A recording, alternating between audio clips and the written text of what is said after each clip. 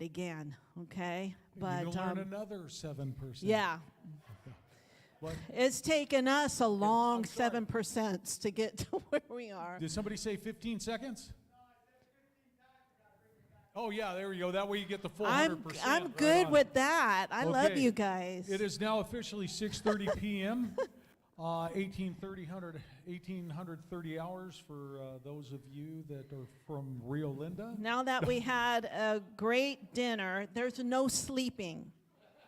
I'm going to point you guys out if I see somebody sleeping.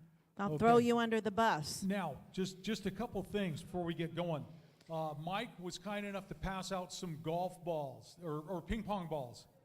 Yeah, ping pong balls. Don't want golf balls. Golf balls could cause damage and or property damage or injury.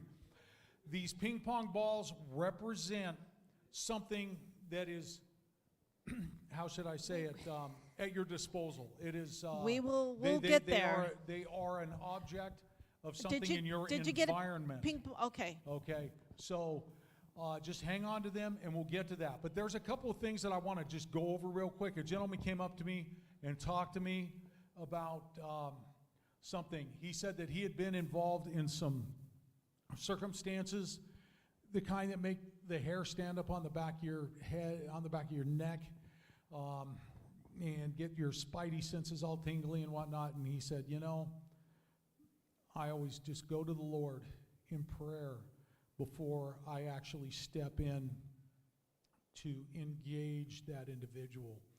And we talked about that for a few minutes, and I thought that was a very good reminder that even in the heat of battle, you know, we need to call upon the Lord for protection. We need to call upon the Lord for preservation. We need to call upon the Lord for his guidance, and we need to call upon the Lord, and we need to place our faith and our trust that he is going to see that outcome come out. Now, that's a lot to think about, you know, in a quarter of a second.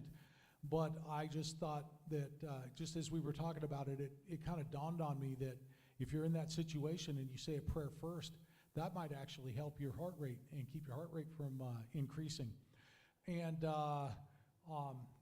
the creator, or not the creator, but one of the folks here that made this booklet here, something that we don't have in this PowerPoint, but we share it in all of our firearms classes, but not in this. She pointed something out, and I just want to read this. This is for those of you that have the emergency guide, Millions of People Missing. Read this. Page 176. Page 176, mindset. Mindset is the biggest factor in determining how you will react in an emergency. Will you decisively handle the situation? Will you duck and cover, not knowing what to do? Or will you freeze? You need a strong and determined mindset that is always ready. But how do you get that? The Bible tells us that Daniel, who was kidnapped as a teenager and forced to be a part of King Nebuchadnezzar's royal court, King Neb, not a man of God, he forced all of his captives to follow his rules. The rules would have forced Daniel to be indirectly involved in the worship of other gods.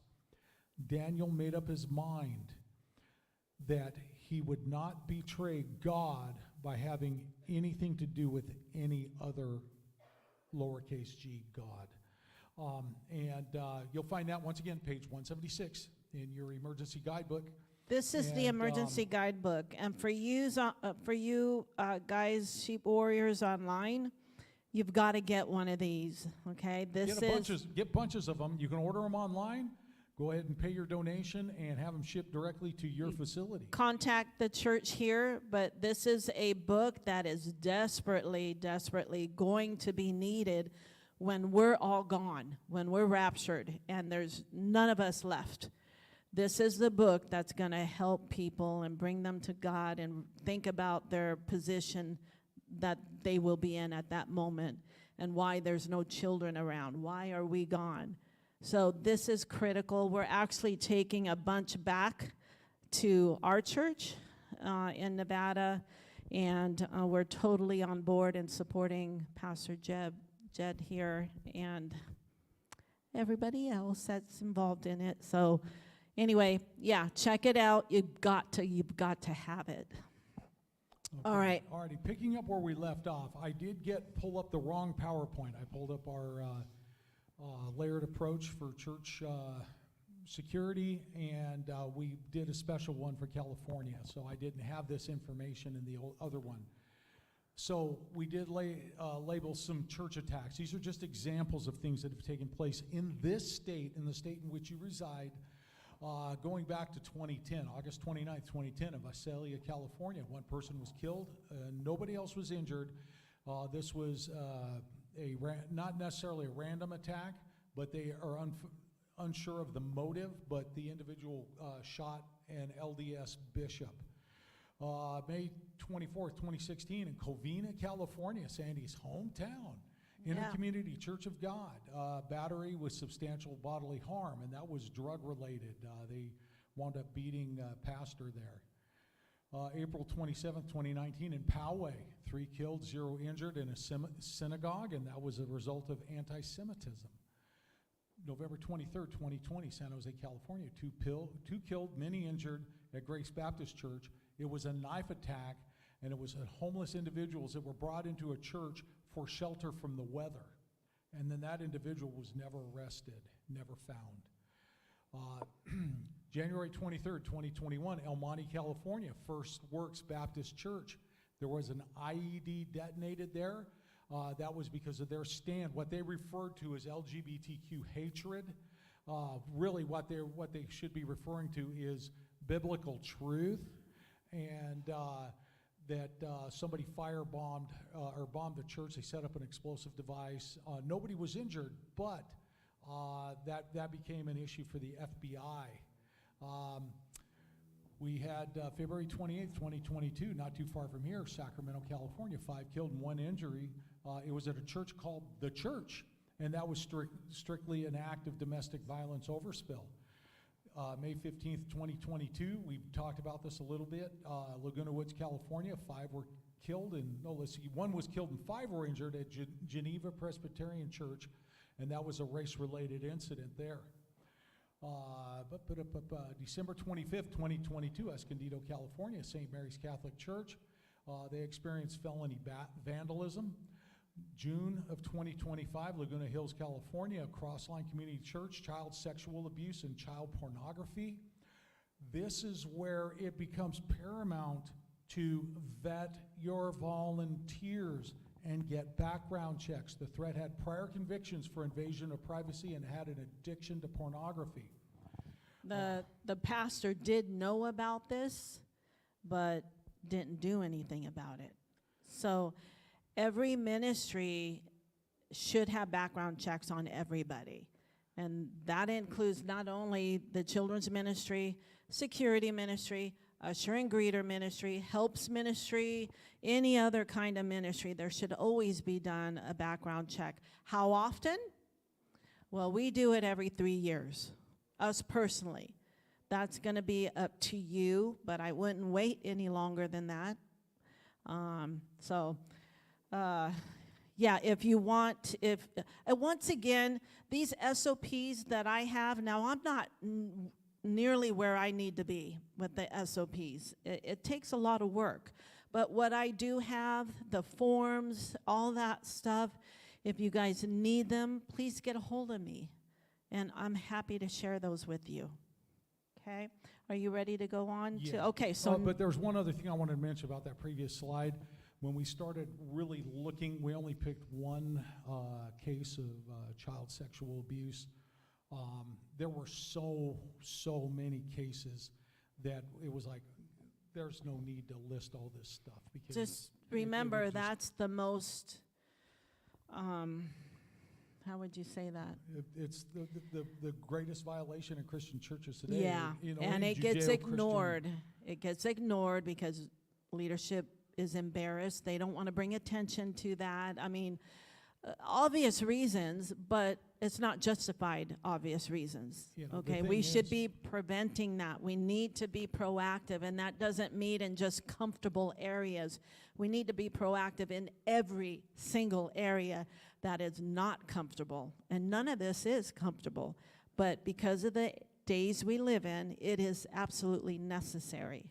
Absolutely. Now, the thing is the Catholic diocese for decades would just reassign, bishops, reassign priests. Okay, well, you're in hot water here, so we're going to move you over here where you're going to kind of be out of the limelight rather than addressing or dealing with the issue. But the thing is, we know that that's not going to be the case here. We know that, here we have a group of people that really love the Lord and are here for His purposes. And just know that when people come in, you need to just make absolutely sure that they have the same mindset as you. Okay, we are going to move into a layered approach. Now, we had went ahead and kind of put in some things regarding California in this that we're going to cover most likely before, I think we come for it before we actually talk about layering your approach. So we put some California stuff in here we're going to go over. So here we go. What does that say? From parking lot to pastor, utilizing everything from first aid to lethal force. All right, you want me to Go begin? ahead. Okay. All right, parking lot servants. Everything that happens at any church begins in the parking lot. It is important to have volunteer security servants to monitor the parking lot prior to and during all services or other related church activities. This is the church's first line of defense. Individuals tasked with this will be first contact for anyone entering the facility. This will aid in parking issues and will provide assistance for individuals that are mobility limited and will reduce the risk of vandalism and vehicle break-ins. Ushers and greeters. It is important that there are greeters at every entrance of your church facility. Everyone must be met with a handshake, high fives, elbow bumps, fist bumps, eye contact, and of course those who you attend with regularly, hugs are appropriate as well. We want to be welcoming and we want to be loving, but we want to be vigilant. If you see something while you're doing this enactment or this, what do you call it, interaction with people, you need to say something to security. Let's see, this is the second line of defense of your facility, whether these individuals are armed or unarmed. Foyer, bookstore, coffee shop, hallways, and other areas. Ushers and security servants must continue monitoring these areas before, during, and after church services and other church-related activities.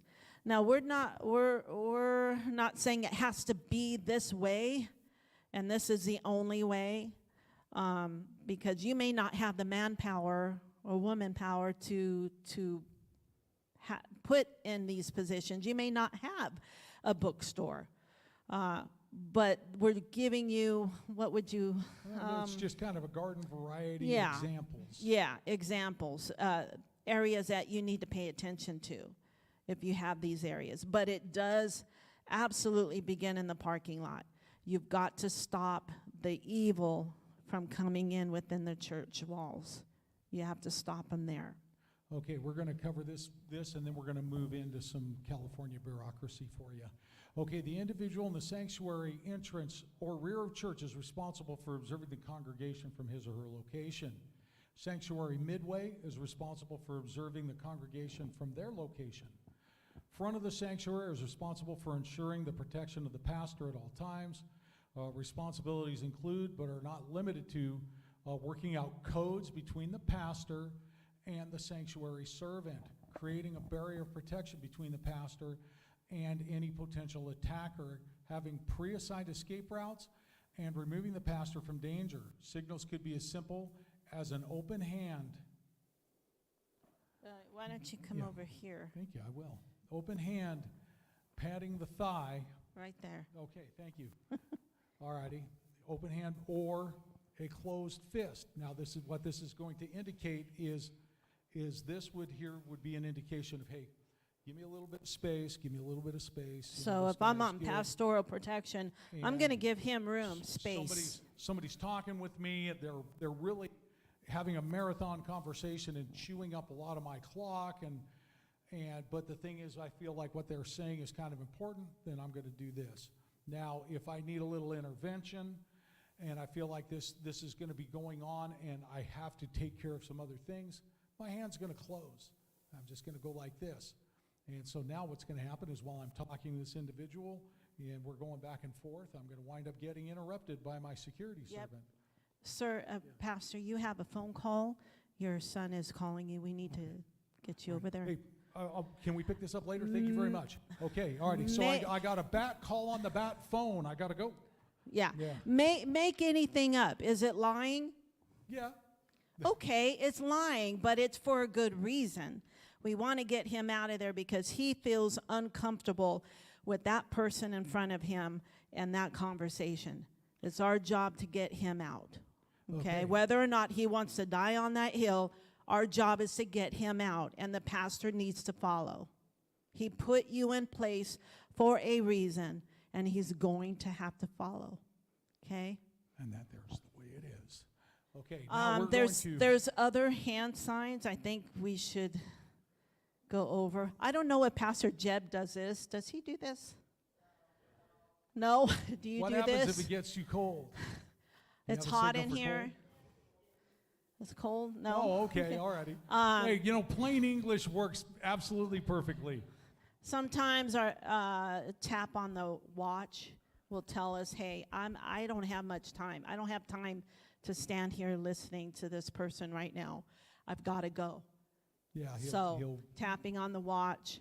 Now, what we implemented, because we had an incident at our church a few years back, and it involved pastor during service, and we were limited on security. There was only 3 of us. We had 1 in the parking, 1 in the sanctuary, and 1 in the foyer.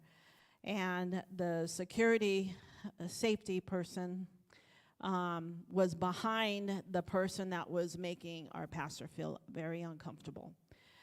So we decided, what are we going to do? How is pastor going to let us know if we can't see, if we're in a position where we can't see, or if we're in a position we don't have enough people serving that night? So it's funny, because when we come up with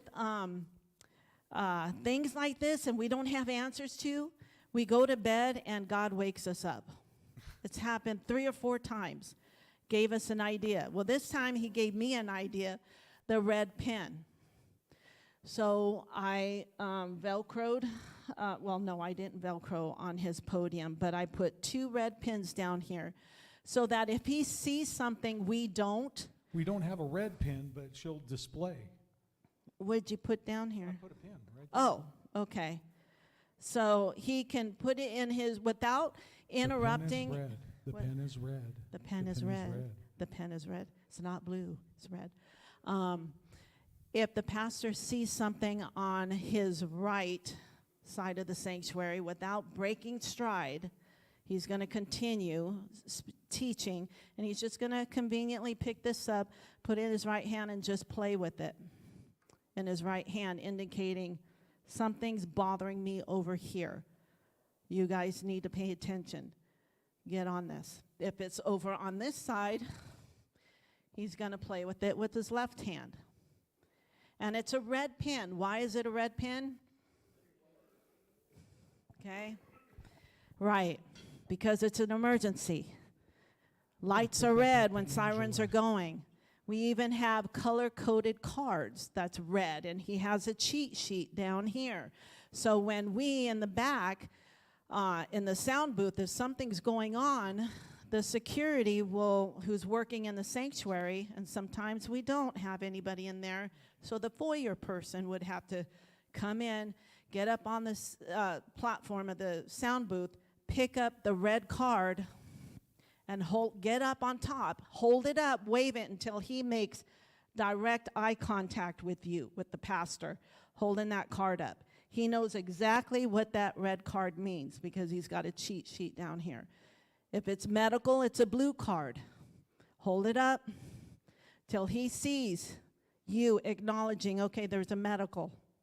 Depending on that medical, if 911 has been called, then we will come back up, turn that blue card around, it says 911, meaning we're shutting the sanctuary doors so that that person has privacy, number one. Number two, there's going to be about 9 firefighter guys and a gurney, and they're all going to be right there in the foyer. So if that happens during a regular church service or towards the end of church service, now we have another thing we have to think about. How are we going to detour the churchgoers and divert them another way to the parking lot?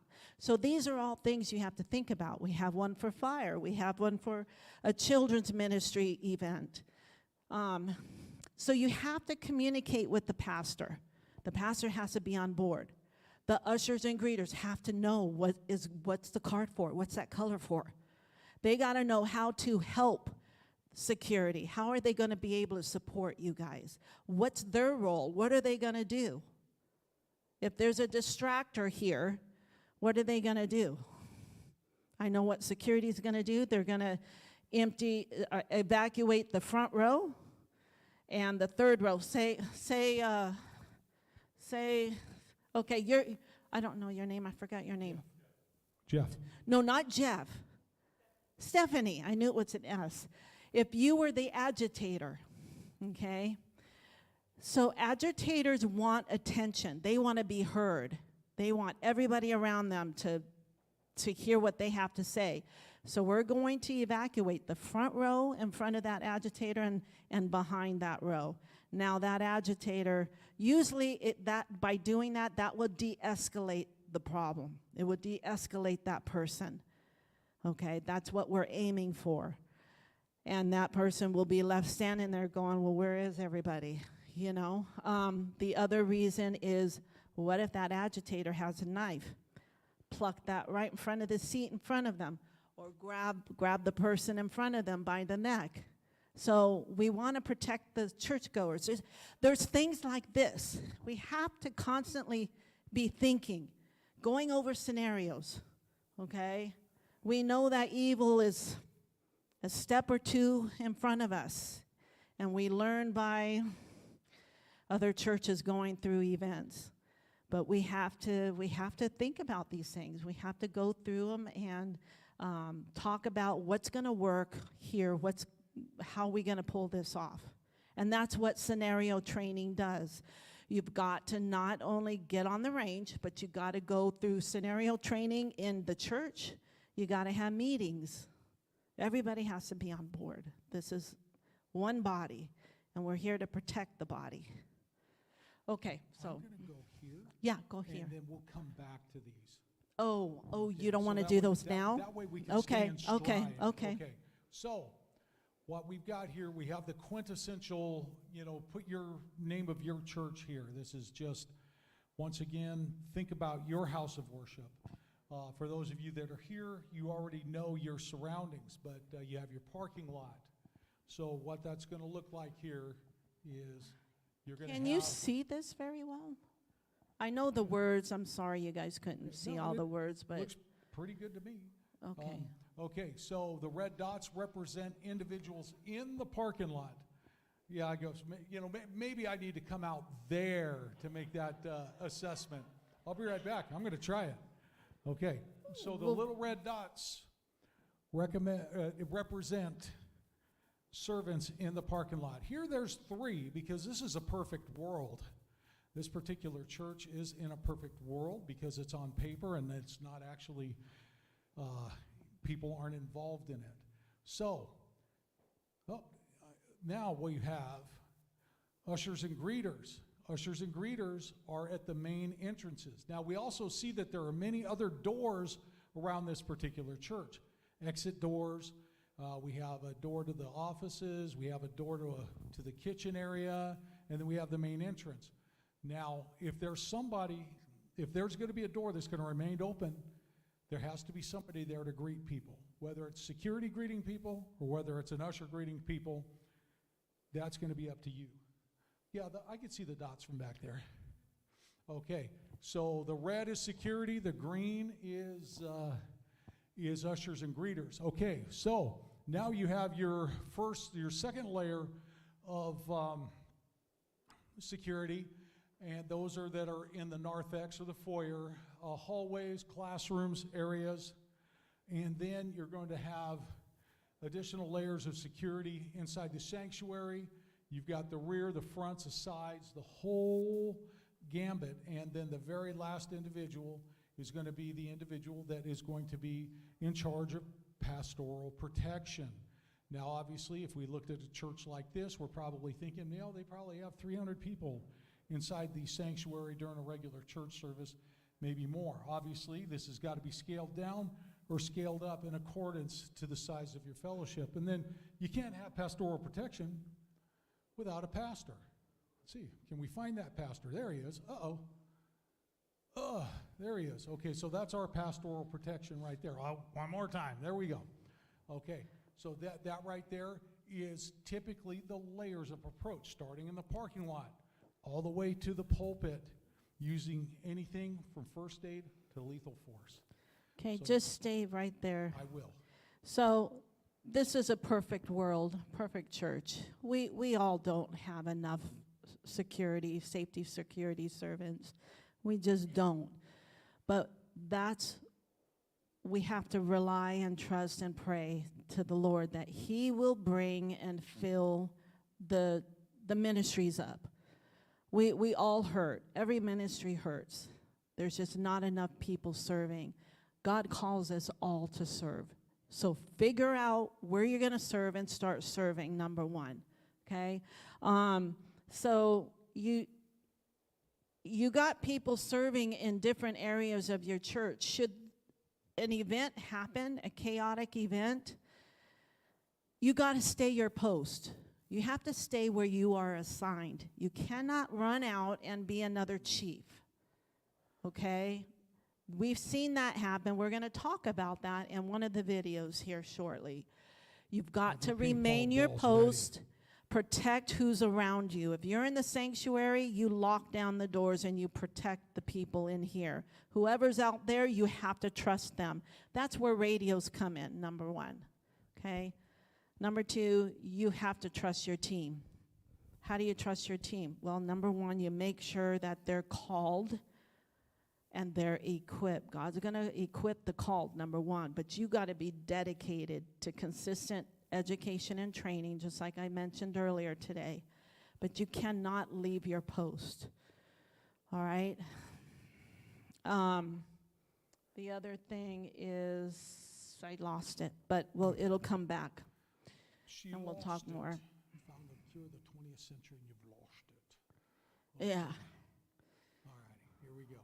Okay, so now we're going to go over some California brouhaha. You want to catch this one? I haven't read through it. Okay. She just found all this good stuff. Yeah, you guys, you need prayer, serious prayer. And we got to pray for a certain person to get out. Okay, Bureau of Security and Investigative Services. Okay, hold on. Is anybody familiar with the BSIS? And I think that BS probably should stand out. Oh, I'm sorry, did I say that out loud? Yeah, you did. Is there anybody here that is familiar with the BSIS? Okay. Okay. Go ahead. All right. This information does not constitute legal advice. I am sharing Keith Graves of ChristianWarriorTraining.com. Be sure to write him down. Somebody asked me, can you repeat those names again that I mentioned at the beginning? Did I? I don't remember. Did you catch all of them? Okay. CarlChin.com. We can talk afterwards if you don't remember, because I don't right now. Yeah, All right. Seminars, yes. That's right. Yeah, okay. So I'm sharing his research and his findings along with his and my professional opinion as both former police officers and current church security trainers, along also based on our experience and review of California state law. Churches should consult legal counsel to make decisions that reflect their structure and liability risk. Church insurance company, We have Brotherhood Mutual. I understand this church has a Brotherhood Mutual. You've got to dialogue directly with that person that represents California and your area. Don't take secondhand information. You are responsible. Be proactive. Know firsthand how it involves you, what it involves, and how you're going to handle that situation, what it covers, everything. All right. Much prayer and thought was given to be sure to share information is accurate and honors Christ. This message may cause disruption for some hard conversation in churches across California, but our belief is that God is calling us to sound the alarm now before someone gets hurt and a church is exposed legally. Our goal is to help the body of Christ prepare, not panic. California law for church security volunteers, particularly under SB 1454, effective January 1st of last year, brings volunteers protective duties under Bureau of Security and Investigation Services oversight. Volunteers performing security functions, patrolling, detaining, or using force may need licensing similar to professionals. SB 1454, Security Personnel Standards. This law regulates anyone, paid or volunteer, performing security tasks like protecting people, property, or confronting individuals.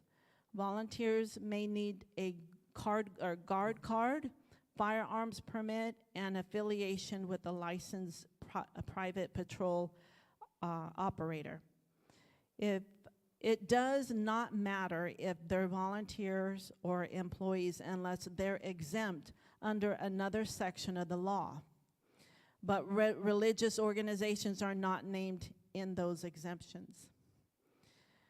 If your church employs someone, requires them to wear a security safety shirt, polo uniform, and that person interacts with the public, then under this law, they are PPSO, proprietary private security officers, and must be registered with BSIS. Prior to SB 1454, churches and other nonprofits were generally exempt from these requirements. That is no longer the case. California has now decided that even charitable institutions must register unarmed in-house security personnel who meet the PPSO definition. Churches are now on notice, even if BSIS won't clearly say so. If your church pays someone, even part-time, to act as a safety security presence, and that person wears a uniform clearly identifying them as security, they now meet the legal definition of a PPSO if they are also expected to interact with the public, which almost always applies. This is one of the forms, the new legislation act. It's hard to read, but it is a Senate bill, 652. If you want to look at it or take a picture of it, you can. But I found this online and thought it was really important for you to know. Yeah. Okay, armed volunteers and staff. This is where it gets even more complicated. BSIS responded to an inquiry by stating that armed personnel must be licensed through private patrol operator, PPO, have a BSIS firearms permit, and a CCW. So if your church allows armed security volunteers, the law becomes murky. BSIS isn't offering clarity, and there is no religious exemption outlined in the statute for volunteers carrying firearms on behalf of the church. That opens the door to future prosecution or civil suits if something goes wrong. Who is at risk? How church security teams may fall under this law. Church leaders may read the definition of a proprietary private security officer, PPSO, and assume it doesn't apply to them. Many churches rely on volunteers, not paid security staff. But it's not that simple. The way your team is structured, presented to the public, and compensated directly or indirectly can put you in the crosshairs of California's licensing laws. In that case, they must be, 1, registered with BSIS, 2, complete required training, 3, possibly fall under additional state requirements, including insurance and employment classification law.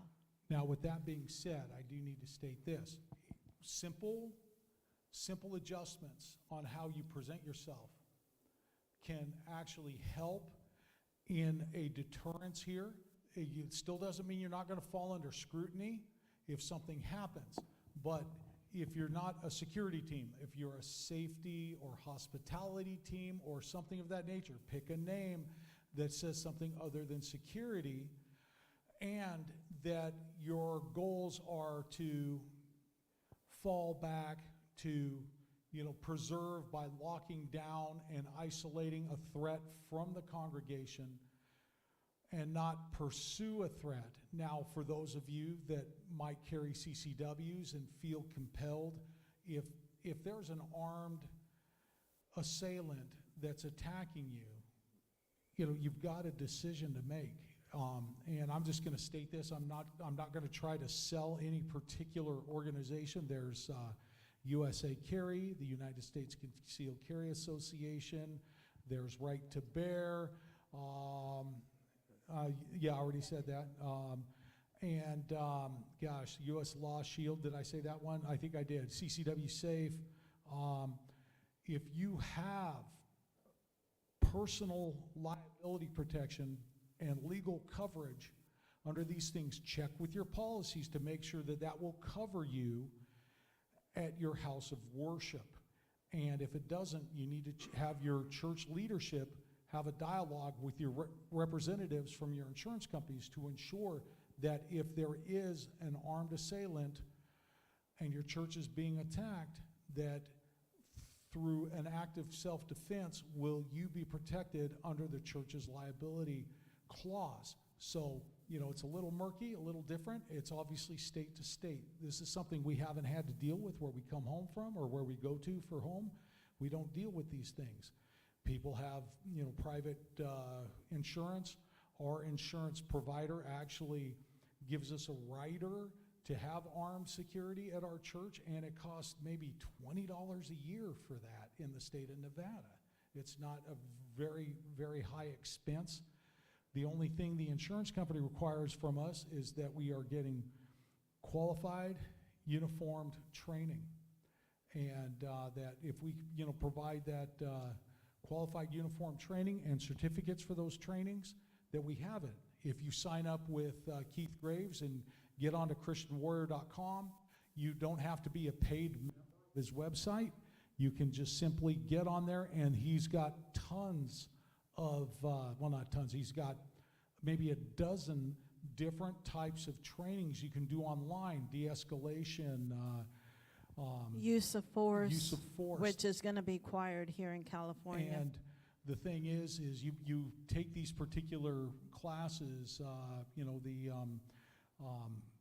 risk assessments, things of that nature, and print those certificates showing that you've got training in that. All that will do, that will help build you as an individual and someone that is proactive and someone that does train, and it will look better for you if by chance you wind up in a court of law, that you could say, look, I've got this training through XYZ company, I've got this training through ABC company, we did a seminar with Robison Tactical, we've got these trainings that online training we've done with Keith Graves or with any other active self-protection, whoever you get plugged in with, and you develop that file stating that you are training and that you are proactive, and that will look better for you as an individual, and it would look even better for the church as a whole regarding liability. Anything you want to add to that? Yeah, this is why, again, I'm a broken record. You've got to have that dialogue directly with Brotherhood Mutual, your representative. I believe as a security, church security director, I have to make sure I have a file on everybody that serves in the security ministry.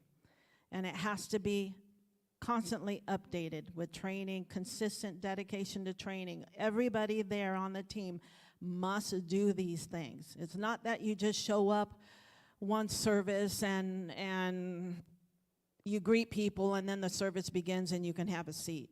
No, you're there to serve the entire service. Not part of the service, not the beginning part, not the ending part. You're there to provide a service that no one else in ministry is capable of doing, because they're not required to go through the training and education that a security team has to go through. They're trained specifically for events, uncomfortable events, emergencies. Okay, so you'll know when you have this dialogue with them, but I'm pretty sure you will have to do the same thing we do in Nevada. Now here, we've already actually covered these topics just through our regular monologue.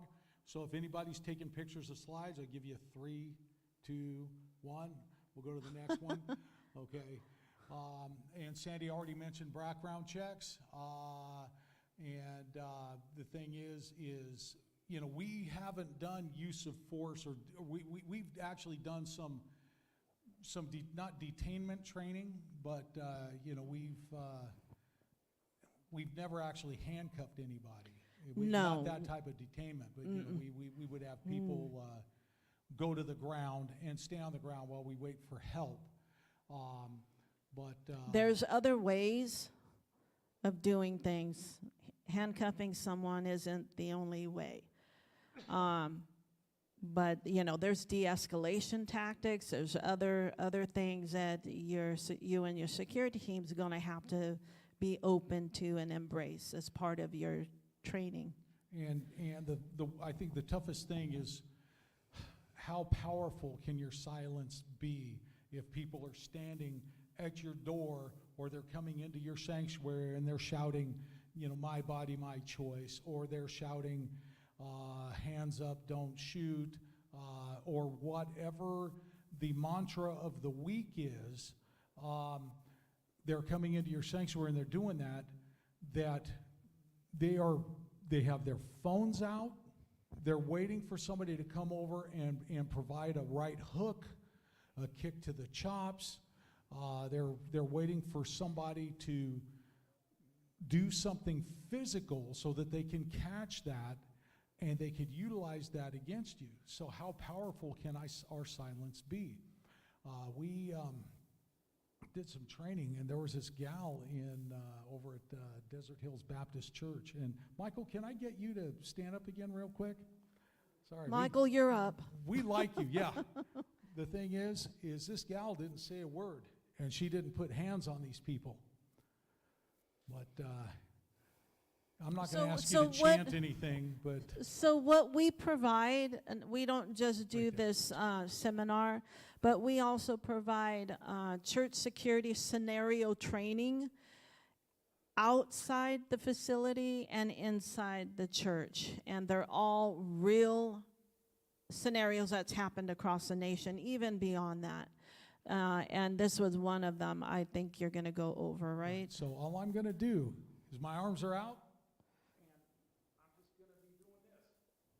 Walking the back toward the door. Of course, it's not going to be me. It's going to be me and maybe a couple other people helping out, because there might be more people coming in. You probably didn't hear all that. But No. yeah, for those of you online, I'm just stating that I didn't go hands-on. I'm not saying anything. My arms are out. I'm not making physical contact. I'm not grabbing. I'm not reaching. I'm not punching. I'm not kicking. I'm not hitting. All I'm doing is I am just providing a blockade, and through my silence and my continuous forward motion, along with other people on our team, we're going to work this back into the foyer and hopefully outside. It might get ugly. They might go hands-on. You might wind up with that right cross or something, or, you know, then maybe you got to dip down inside and discover, you know, that old jujitsu move that you practiced when you were 19, or that wrestling move when you were a senior in high school? Thanks, Michael. So you can put hands on, but I'm talking about Nevada. You are going to have to go through your training, specifically through California and what's required of you guys. But that's what we tried to do, is we tried to verbally de-escalate. We tried to do things like that. We try, if there's a protester and they're not listening, and they happen to be inside, which they will not get inside, but, and they're not listening, you have a right to take them out, physically take them out. But you have to check California, how they're going to train you and what you can do. I know what we can do in Nevada, okay? But in order for you to be confident with protesters, agitators, a mob outside, how are you going to be confident if you don't know your First Amendment right? Do you know that there's 5 freedoms in your First Amendment? Do you know them? Because you're going to be all walked over and pushed around and bullied if you can't stand up on, number one, righteousness and know your laws, your amendment rights. Now, the thing Because I is- guarantee you, you've seen it. They're telling you what their rights are. Yeah, they Okay. have the right to protest. They have the right of their freedom of speech. But what they don't have the right to do is they don't have the right to violate your personal rights. See, you have your civil rights as well. And when they come onto your property and they're violating your civil rights, they're actually in violation of the First Amendment of the Constitution. Go ahead. How can you lead somebody to Jesus Christ if you don't know the word? If you don't know you yourself?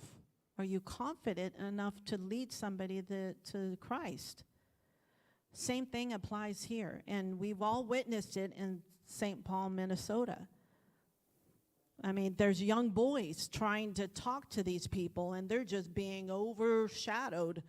And they just kind of, you know, it was really sad, really sad. And they meant well. They just didn't know what to do, what to say. As soon as they were overpowered, they just kind of, okay, I'm just going to back up, you know. Anyway, your First Amendment protects freedoms concerning religion, expression, assembly, and the right to petition the government. Right? We all know that. Congress may not make any law that sets up any religion or interferes with any religious practice.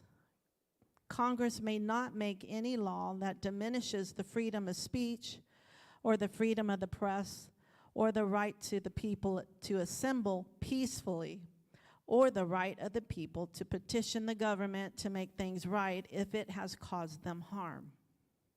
That's plain English. The 5 freedoms of your First Amendment: freedom of religion, freedom of speech, freedom of the press, freedom of assembly, freedom of petition. Each one can be broken down, but you're going to have to know them in order to confront and protect. You've got to know these, you've got to live these in order to defend them. You can't do it if you don't know. You're just going to get caught up in the middle of it. And our parking lot is our first line of defense. You've got to protect the people in here by protecting the parking lot. Let the parking lot servants deal with that while the servants in here are protected. You know, I want to add something to that real quick. Barry Young, he has a ministry called Serving Pastors. He lives in Kansas City, Missouri. And he told me in a seminar in 2018 once, he said, a little bit of something is better than a whole lot of nothing. Can we agree with that? Yeah, so the thing is if your situation isn't ideal, the fact that you have something puts you light years ahead of so many other churches across this country. But just keeping in mind that by having somebody guarding the entrances to the castle, so to speak, guarding the entrances to your facility, by proxy, you know, you are taking care of the pastor. You are protecting the pastor. You are protecting the congregants. You're protecting your family. We had a church security servant at our church say, I'm not here to protect the congregation. I'm here to protect my family. Now, if the church is protected as a result of me protecting my family, then I've done my job. You know, if we want to break it down, you know, to a smaller level, like, okay, I'm just concerned about my wife. But if my concern for my wife is so great that it protects you as well, then so be it. Let's talk about cameras real quick. I won't stay on this subject too long. Cameras are expensive, but you got to have them. You gotta have eyes, what we call eyes in the sky. Our pastor loves that terminology, and he's always asking, whose eye in the sky? Who is it? Whose eyes in the sky? He wants to make sure somebody's watching everything, over everybody, even the security servants. You got cameras, use them. You got to have somebody in there. You got to have some, what? Yeah, do you have monitors? You got to have radios to be able to communicate. Now you got to have monitors. You have to have cameras. For simple things, not just agitators, not just, you know, I mean, what if there's a slip and fall? How many days does your footage last before it rolls over? You got to have that capability of retaining it somehow. If it doesn't last for 30 days or more, and it only lasts for 3 days, okay, what's the solution to this?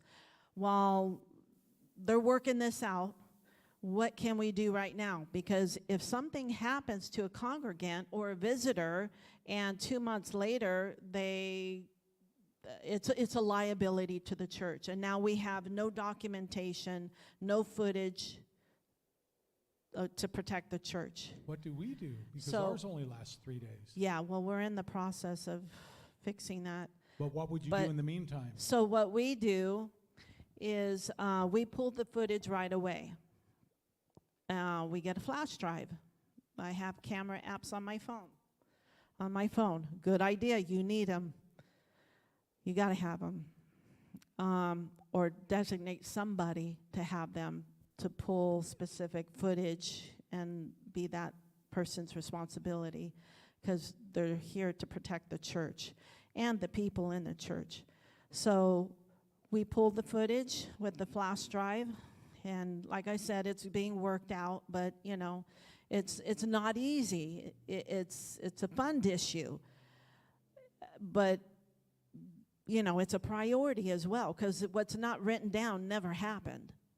Okay, so there's always a solution, always a solution. You can't give up. You have to dialogue with the right people within leadership and with your team members, because someone may have an idea that I didn't.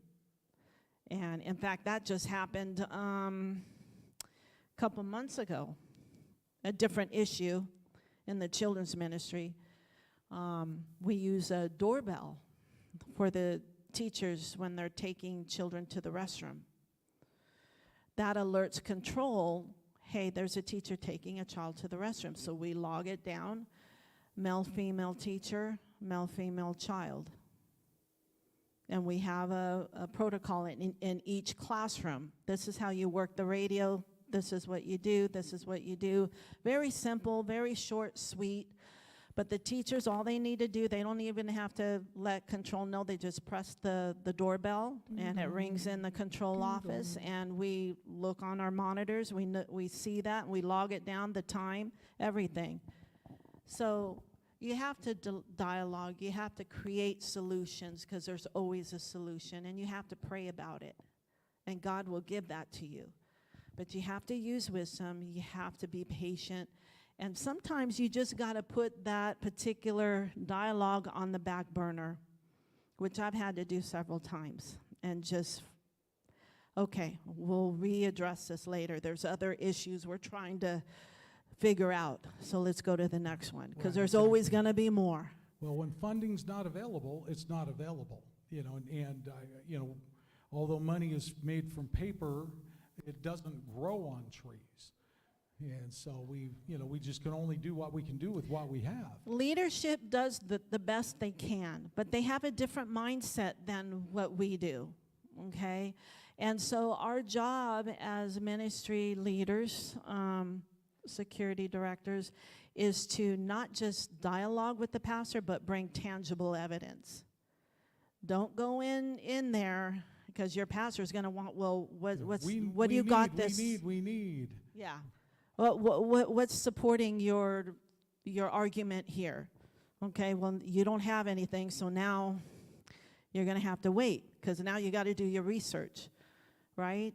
So being a security director is heavy. There's a lot of responsibilities. Not only just being that, but being on a security and safety team. Heavy responsibility. Just like the ushers and greeters, heavy responsibility.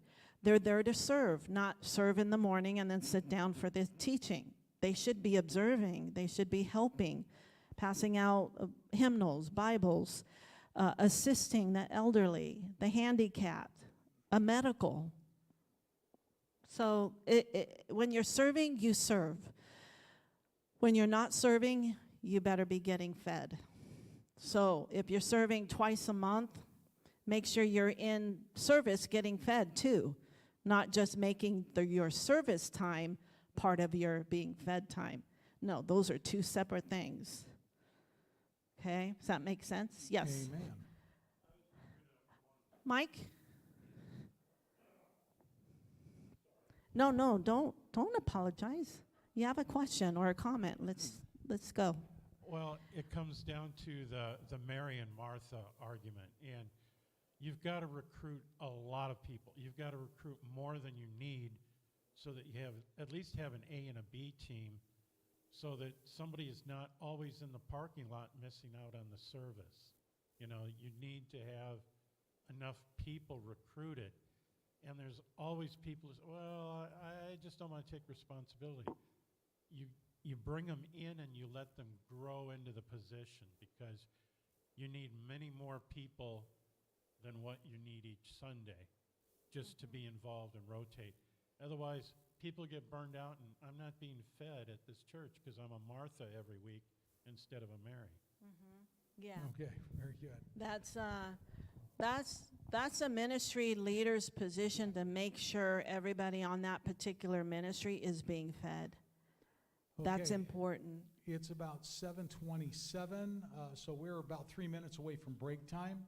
So we'll go ahead and take that break now.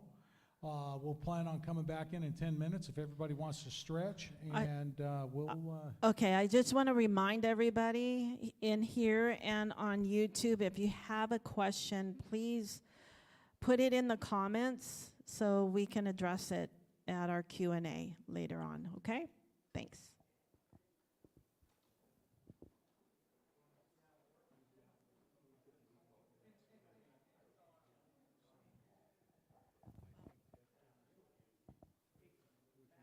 Yes, sir. We want to bring the stuff on your table in here out because they want to finish the. Oh, you want to? Yeah. I haven't even been managing it. I don't even know. I know. So we can. I can get some of the people to bring this stuff. Oh, over. okay. So, Okay. all right.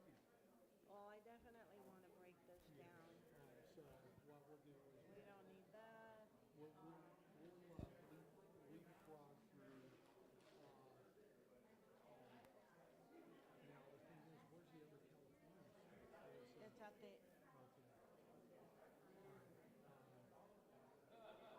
there.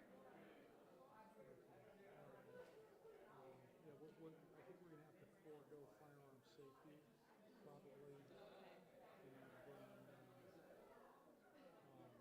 then, no, that's not, B's right here. Yeah. And I think we'll just have to jump straight into California. So we'll go through establishing a team, we'll go through active threat, and we'll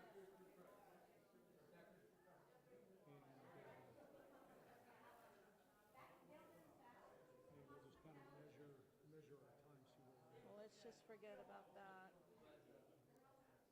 Should we just go straight into active threat, forget about establishing the team? Well, we've been talking about establishing a team, prayer.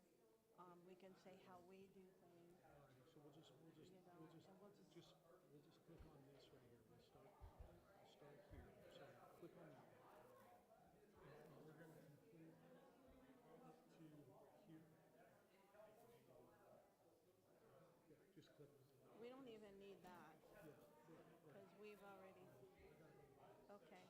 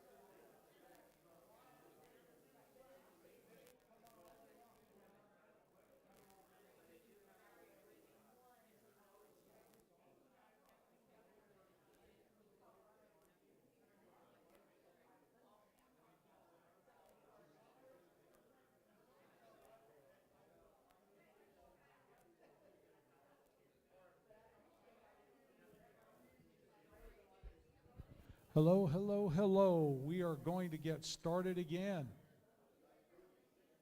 Okay, everybody got their ping pong balls ready?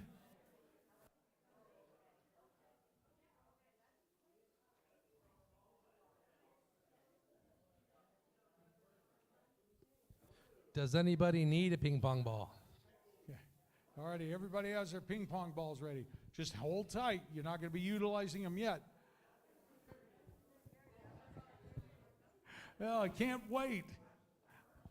I can't wait to fire that ping pong ball. Okay, let's see. I think we still have a few more inside the fellowship hall. All right. Give them just a couple. Check. Oh, we are ready? Yeah, Okay, let's here go. we go. All righty, active threat, why we train.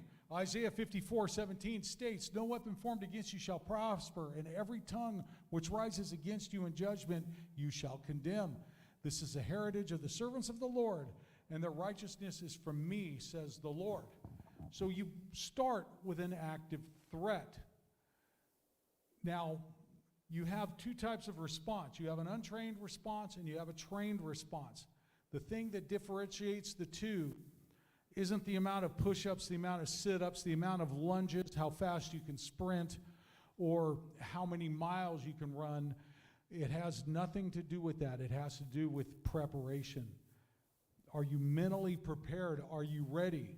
If you are untrained, you have something in your life that is called your normalcy bias. Your normalcy bias is a part of your brain that tells you everything is rainbows and unicorns. I live in a perfect world, and nothing could ever go wrong.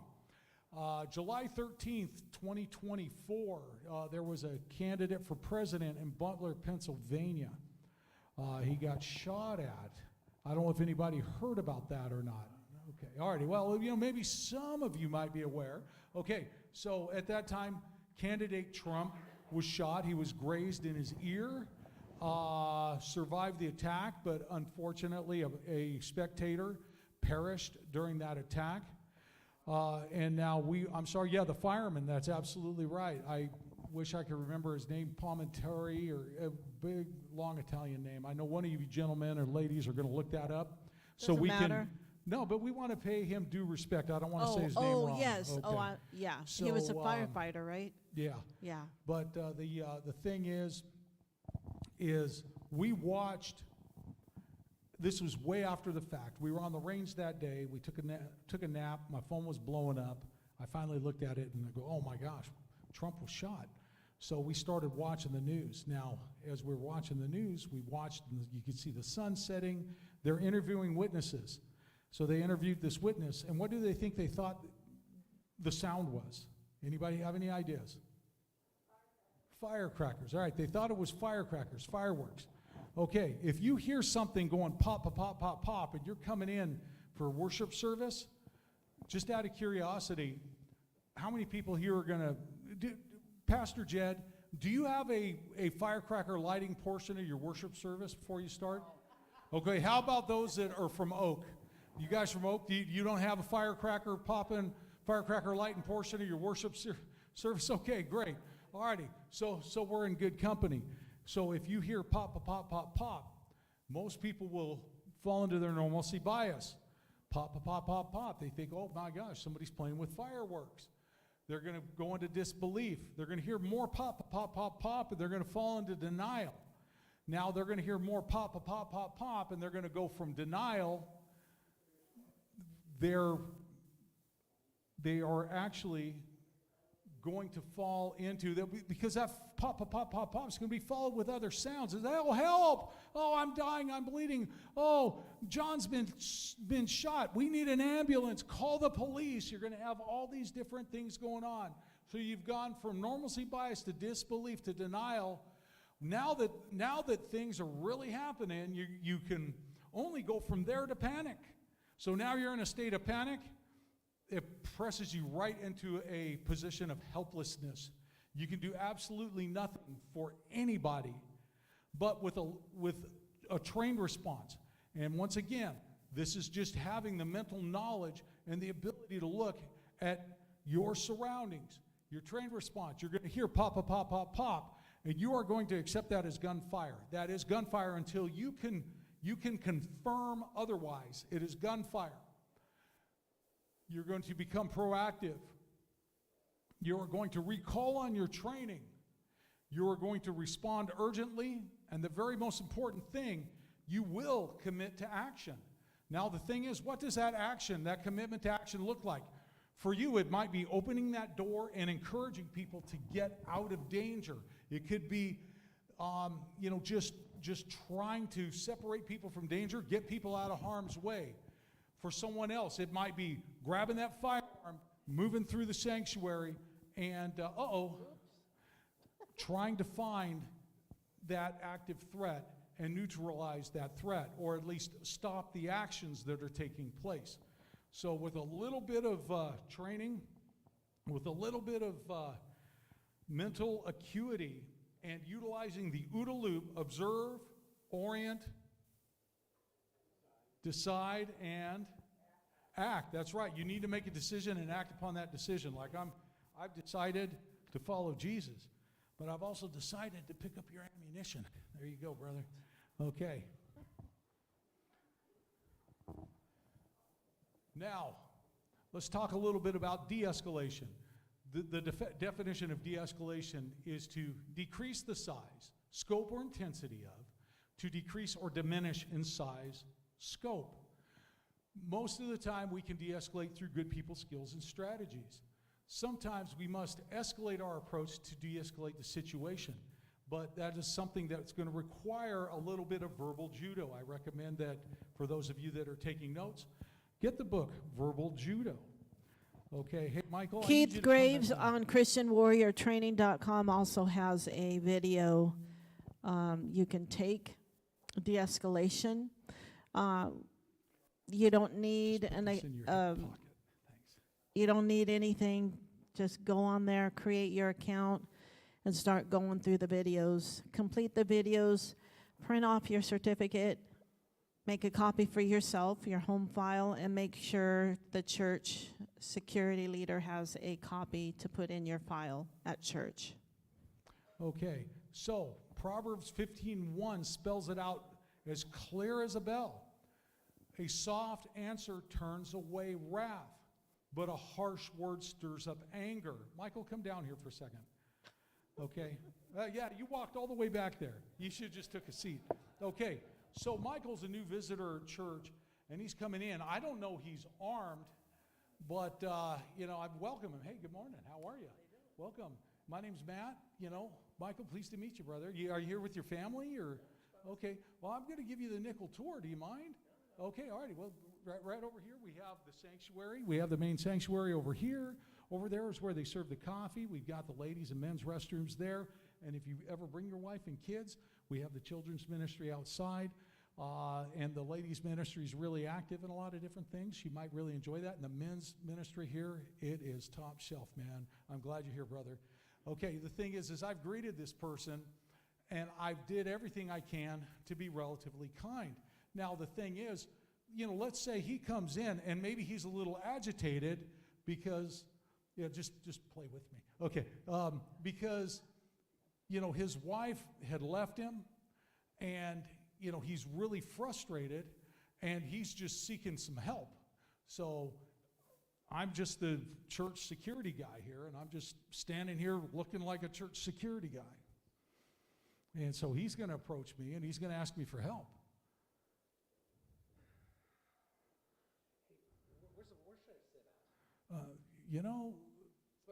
Your first time here, you can sit anywhere you want, Val. There's no designated seating here. Just find a seat. Well, that wasn't very loving, was it? Now, the thing is maybe he's really upset because his wife that left him actually is here at this church, and he wants to seek retribution. Now, the thing is if he were to come in here, I don't know if he's armed or if he's unarmed. If I were to, if he were to come up to me and approach me like that, okay, go ahead. Let's run that again, man. Just do the same thing you just did. Just say, okay. Where should I sit at? The thing is, we don't have assigned seating here. You can really sit anywhere, man. But, hey, okay. Oh no, that's cool. That's cool. Are you okay? I'm fine. Are you okay? You're fine. Okay. Alrighty. Well, that's all right, man. Hey, why don't you sit right here? Do you mind if I sit with you? Whatever. Okay. No, just wondering. You seem kind of agitated, man. Is there something I can do? Something I could say for you? Do I know you? No, you don't. And I know it's none of my business, brother. I just want to make sure you're all right. I'm fine. I don't need an usher. Thank Alrighty, you very much. I just okay. need to know where to sit. Alrighty, no problem, man. I hope you enjoy the service. Thank you. Okay. Now the thing is he's obviously agitated, right? I realized that maybe I might be pushing that territorial bubble just a little bit. So I'm going to give him some space. But now I'm going to get on the radio and I'm going to say, Control, we've got an individual here that seems a little agitated. I don't know what his personal circumstances are. He's right in the front row. He's wearing a blue shirt, looks like an American flag, with a gold chain, with a cross, blue jeans, and gray two-tone sneakers. He's, yeah, always smiling. Yeah, okay.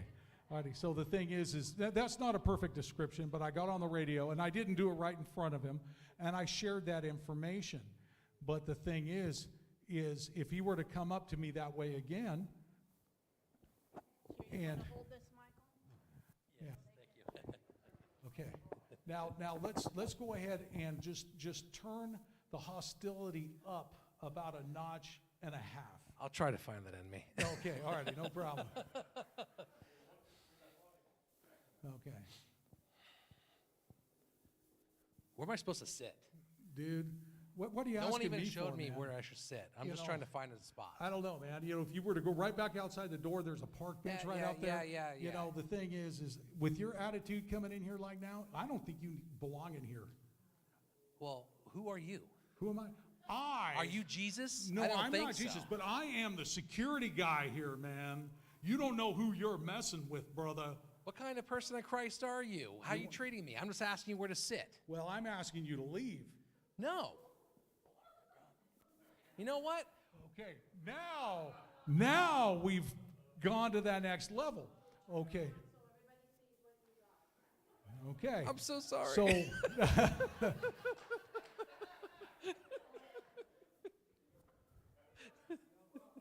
okay, yeah, it's no longer a problem. You gonna go sit down outside like a nice guy? Thank Yes. you.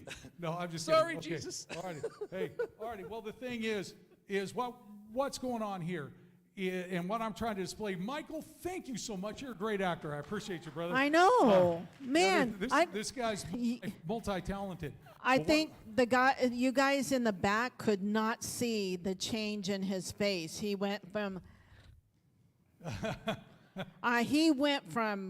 wow, he went right into his role. It was incredible to watch his face. But the thing is, how you engage people is going to determine really the level of escalation that's going to take place. If you are showing care, if you are showing love, and you are being an example of Christ, whether I know he has a gun in his pocket or not, I'm going to do things that are going to be hopefully in his best interest, that are going to be in the best interest of everybody else here.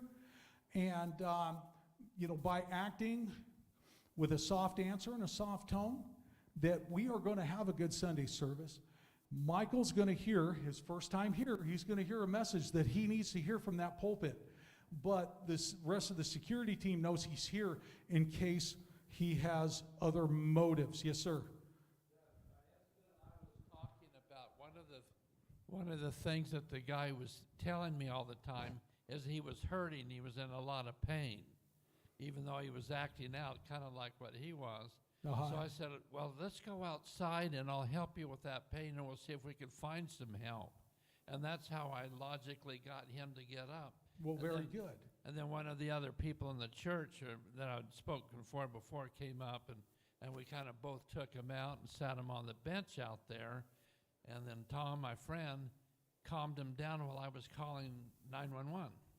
But you're right. I had to tell him I was there to help him and it worked. It calmed him down to get him out of the church. Exactly. And what you did was the right thing, because you know he was not in the right mindset to actually be in the building. But what you don't want to do is you don't want to come across with an attitude acting like you're the new sheriff in town That's because you gonna- got a brand new 1911.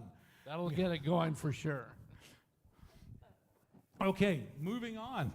Thank you very much. And we're going to go ahead and go into this. Okay, what we're going to do is we're going to watch this video a few times. Sandy's going to get into a little bit of breakdown and narration of this. But watch closely, and we're going to cover about 10, there's about 35, I think, different little points of education on this video. We're going to cover maybe 6 to 10 of them tonight. We're going to play it and replay it and replay it and replay it and break it down. We're going to show you some things here. Now, this is the West Freeway Church of Christ in White Settlement, Texas. Pause that for a second. How many of you have seen this video? Okay, just for, so this is pretty graphic. You're going to see people get shot and die. You're going to hear screaming. You're going to hear a young lady wailing at the top of her lungs for her dad, who now lies on the ground. Okay, so if you think you can handle it, stay in the room. If you can't, it's okay to leave. Same thing on YouTube. If you think you can handle it, stay there. You're going to learn a whole lot. But if you can't, it's okay. All right, let's go ahead and play it. Do you want to set up the scenario? Now, let's watch it first. Okay, look at the very top.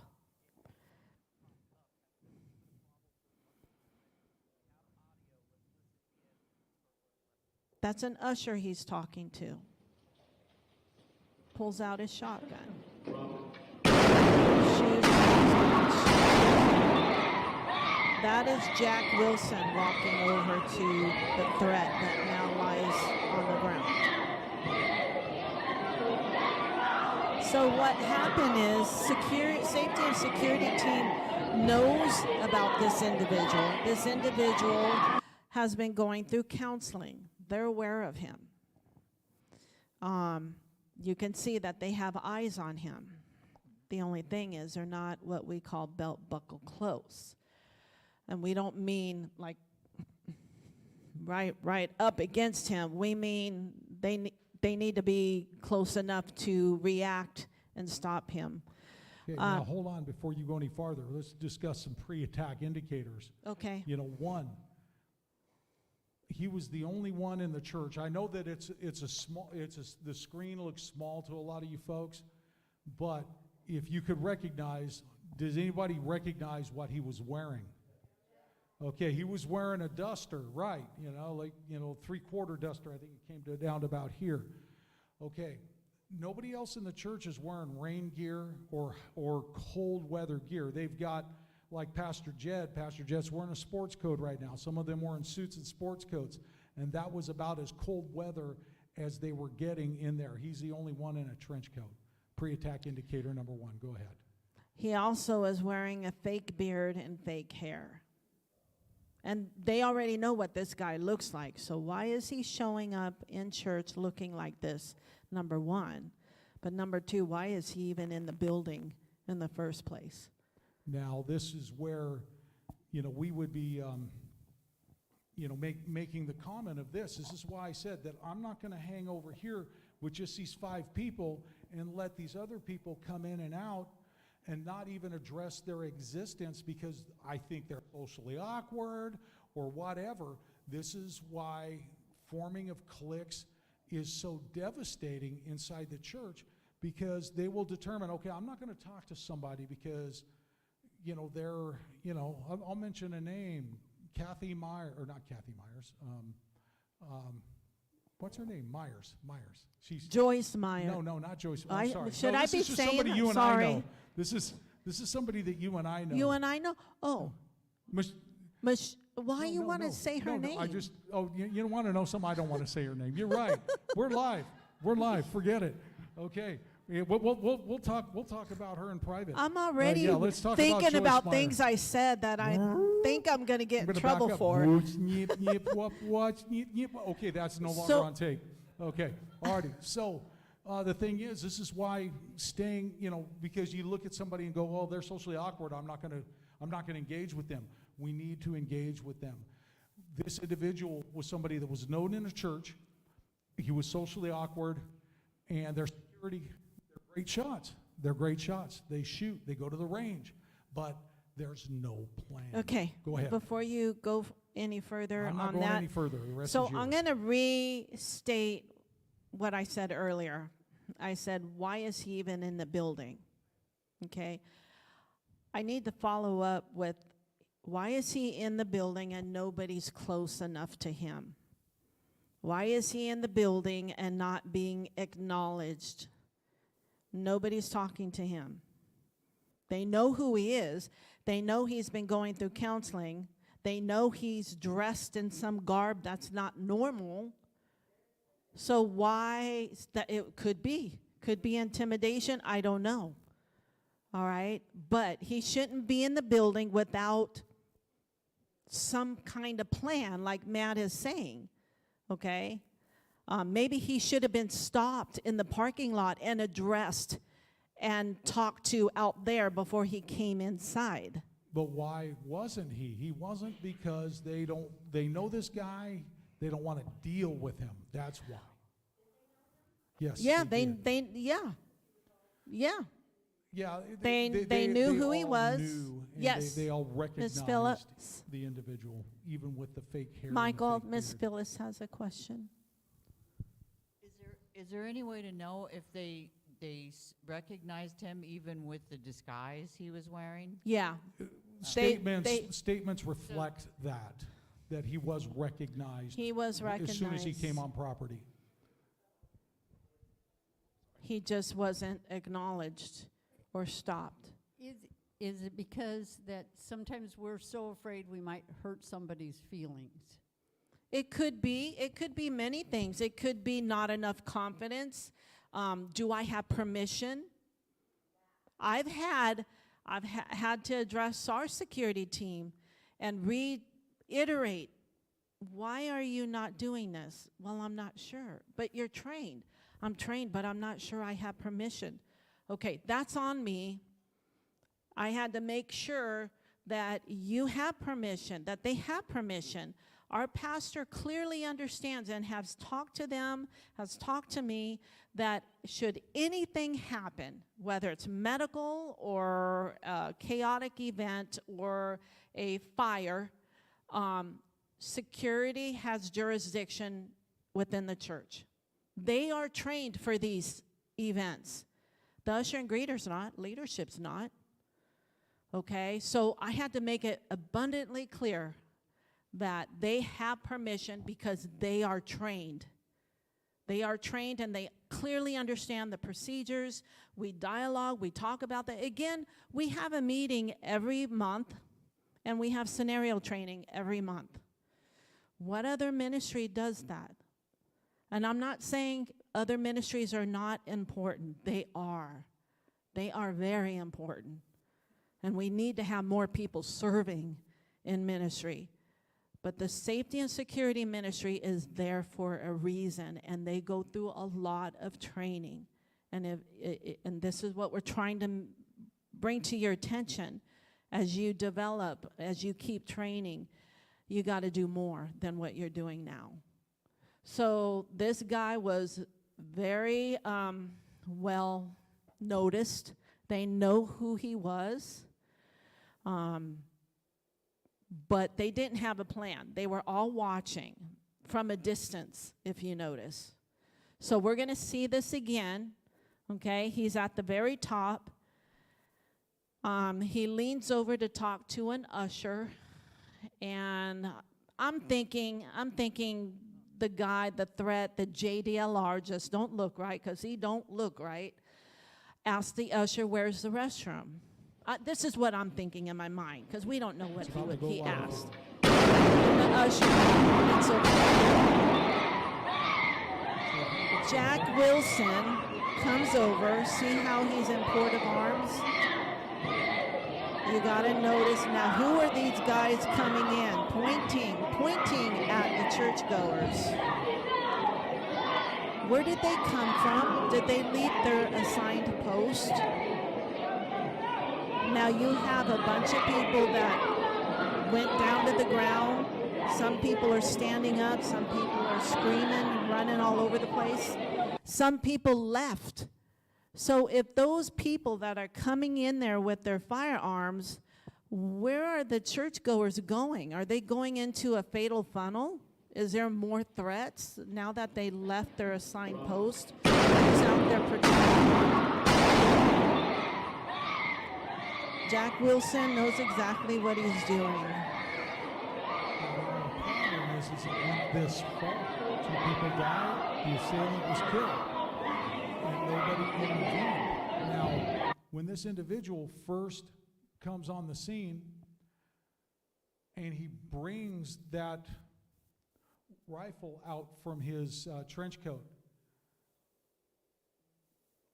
how many people in that congregation are exercising the OODA loop? None of them. None. So this is where you come in as a churchgoer. Okay, these ping pong balls represent something in your environment. But the thing is, I love the fact that we're in a church. It's a traditional church with pews. That's right. We've got hymnals. We've got Bibles. Now, if this thing, can I toss this to you? Okay. If that thing came flying at you with an overhand throw, would that make you duck? Would that make you flinch? Make you flinch. Exactly. Yeah. That's right. That is going to throw you off your axis. So I'm just going to go through this real quick, and then we're going to break down the other positions. Okay. Like I we'll was talk wondering. about the pastor, Okay. talk about the pastor, and talk about some of the other positions. Okay. So I'm the armed assailant, and my threat is right here. Now, as soon as this gun comes out, is there, put that back. That's where your ping pong ball Exactly. represents. Okay, so yeah. my gun's out. Now the thing is, do you have something in your environment that you can utilize as a weapon from where you are that's going to allow me to be thrown off of my axis? So that gun comes out. Those ping pong balls better start flying. Okay, all righty. Is that all we got? Is that all we got? Is that all we got? There we go. There we go. Okay, all righty. Oh, now- almost. He Now, almost got him here's in the head. thing. The thing, although this is a little playful, the thing is, oh gosh, saving the best for last. The thing is think about your metal Yeti water container. Thing weighs 4, 5, 6, 7 Yeah. pounds. Just an empty bottle of water. The fact that you have hymnals here. Do you guys utilize the hymnal books? Then you have my permission to throw them.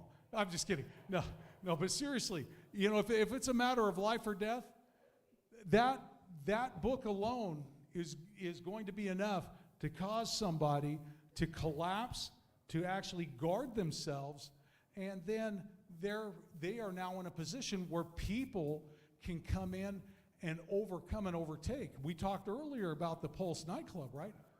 What's that? Yeah, I bet that would do it. One of those coming at you at about, yeah, that. Yes. Right. Absolutely. Yeah. Well, you know, you might need to hire an attorney for that one. I can't respond to that because the thing is shooting from the loft. There's a lot of considerations. You know, I mean, if you've got a trained scope and you've got a perfect line of sight and you've got a backdrop that's clear and a forward drop and side to side, you are clear of any innocent bystanders. You've still got some legal hoops to jump through. Yes, sir.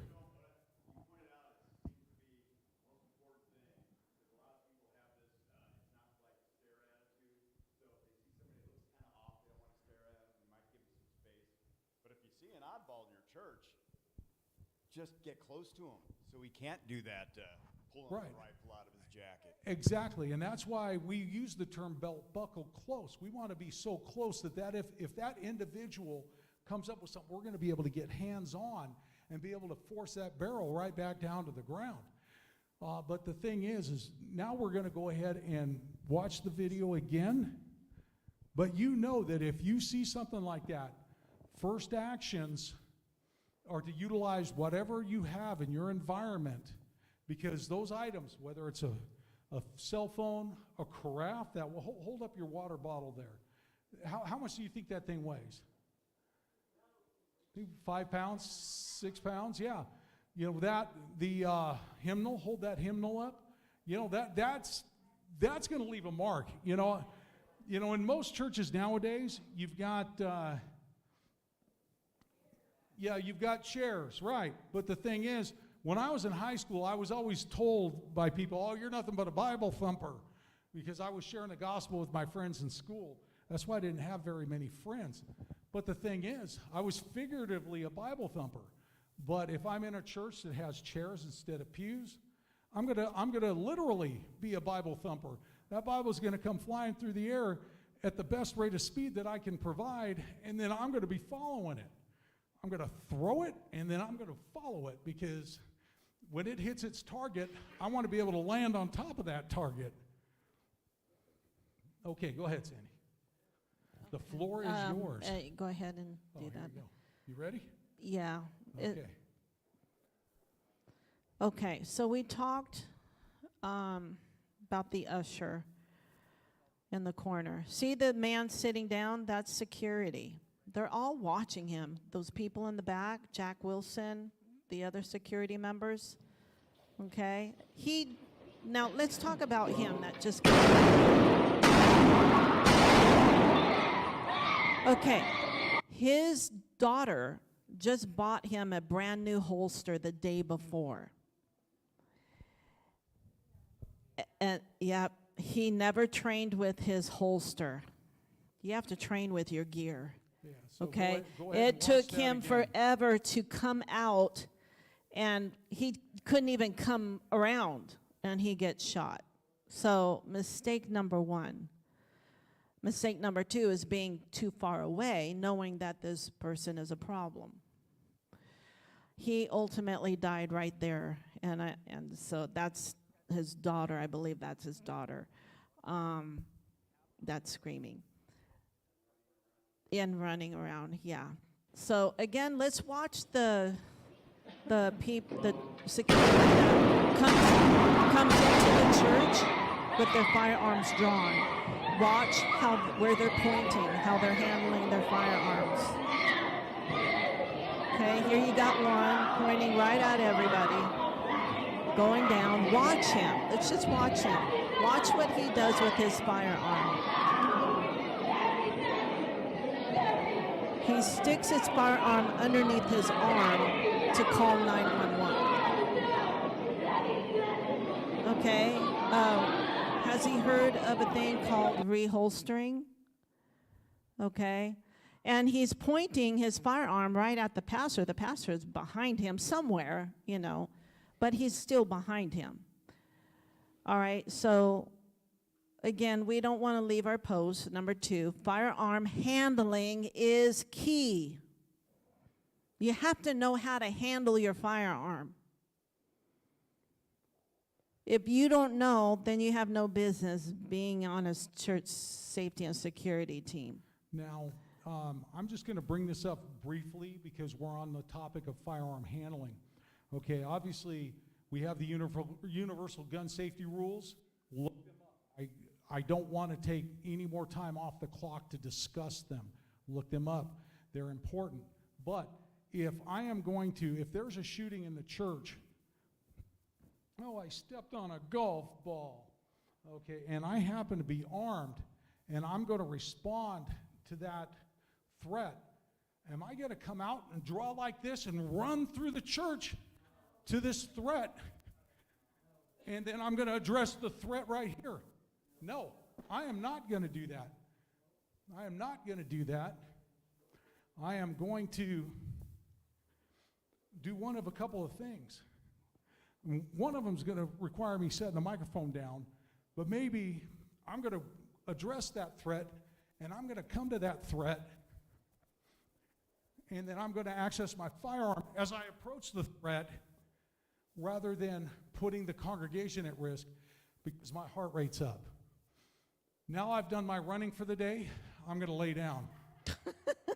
So, I'm going to go in the other room and cry. So obviously we have things up here, okay, targets up here, A, B, C, and D. We were going to have you guys actually participate in this, but we are running out of time, so Matt's kind of running through that. Right. But Now, I'm going to do this with two hands real quick. So I'm going to set this down.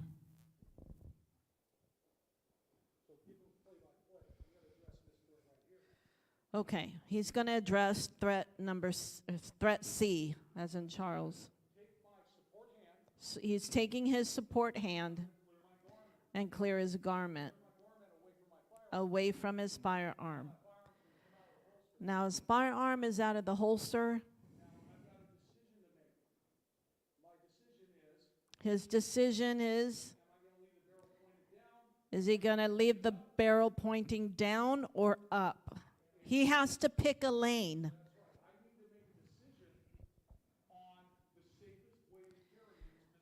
So his decision is picking the safest lane.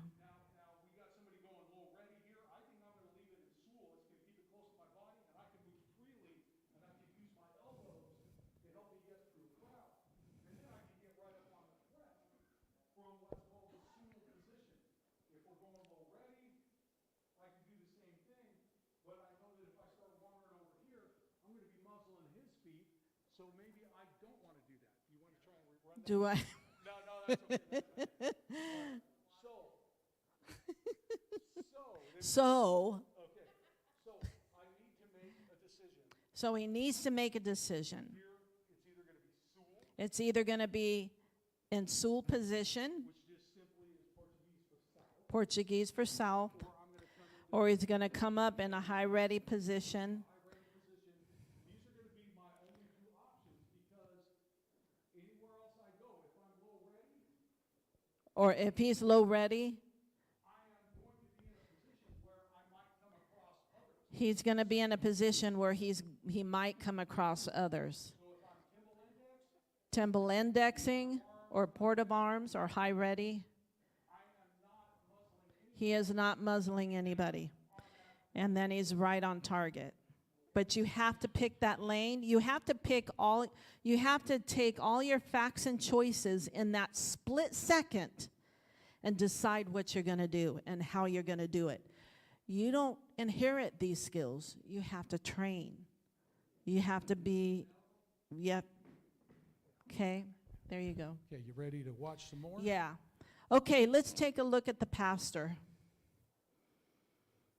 Oops.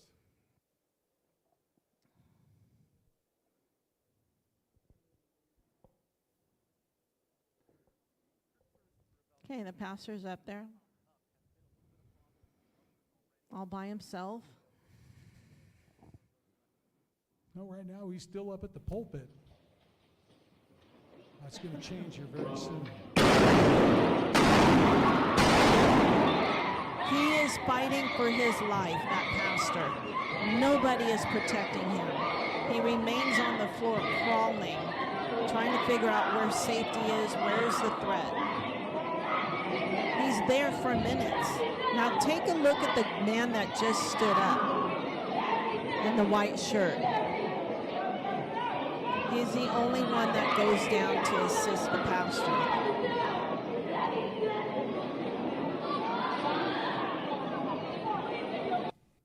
All right, now watch him. Watch the older man in the white shirt. He's sitting, well, you can't now. Okay, watch the man that I just pointed out in the white shirt, and he's sitting with his wife. He at the is bottom of a the screen, third pew he is a on the right sheepdog. side. Watch what he does. First thing he does is he's protecting his wife, making sure she stays down as he's He's observing what's going on. When he feels like, okay, the situation's under control, stay down, hon, stay there. Okay, now he feels that he can get up. He's looking behind him. Is there any additional threats coming in? He's still looking. Very cautious. And he's going to the pastor. That is a sheepdog right there. Okay? Everybody else is in their normalcy bias. When you don't train, that's what happens. What you do in your normalcy bias, you don't know until it happens. Some people go incontinent. I've had police officers take our classes, and they admit to us, yeah, I have to bring an extra uniform because I know what my body does in a chaotic environment. I'm prepared. You don't know what your body does, but you have to train. You can't, I mentioned this earlier, Archelikos Greek soldiers 650 BC. We don't rise to the level of the expectation. We fall to the level of our training. And if you get no training, what do you think you're going to default to? Okay? You have to take this serious. Because I can tell you, Satan's taking it pretty darn serious. We have to step it up. Again, we have to step it up. Okay.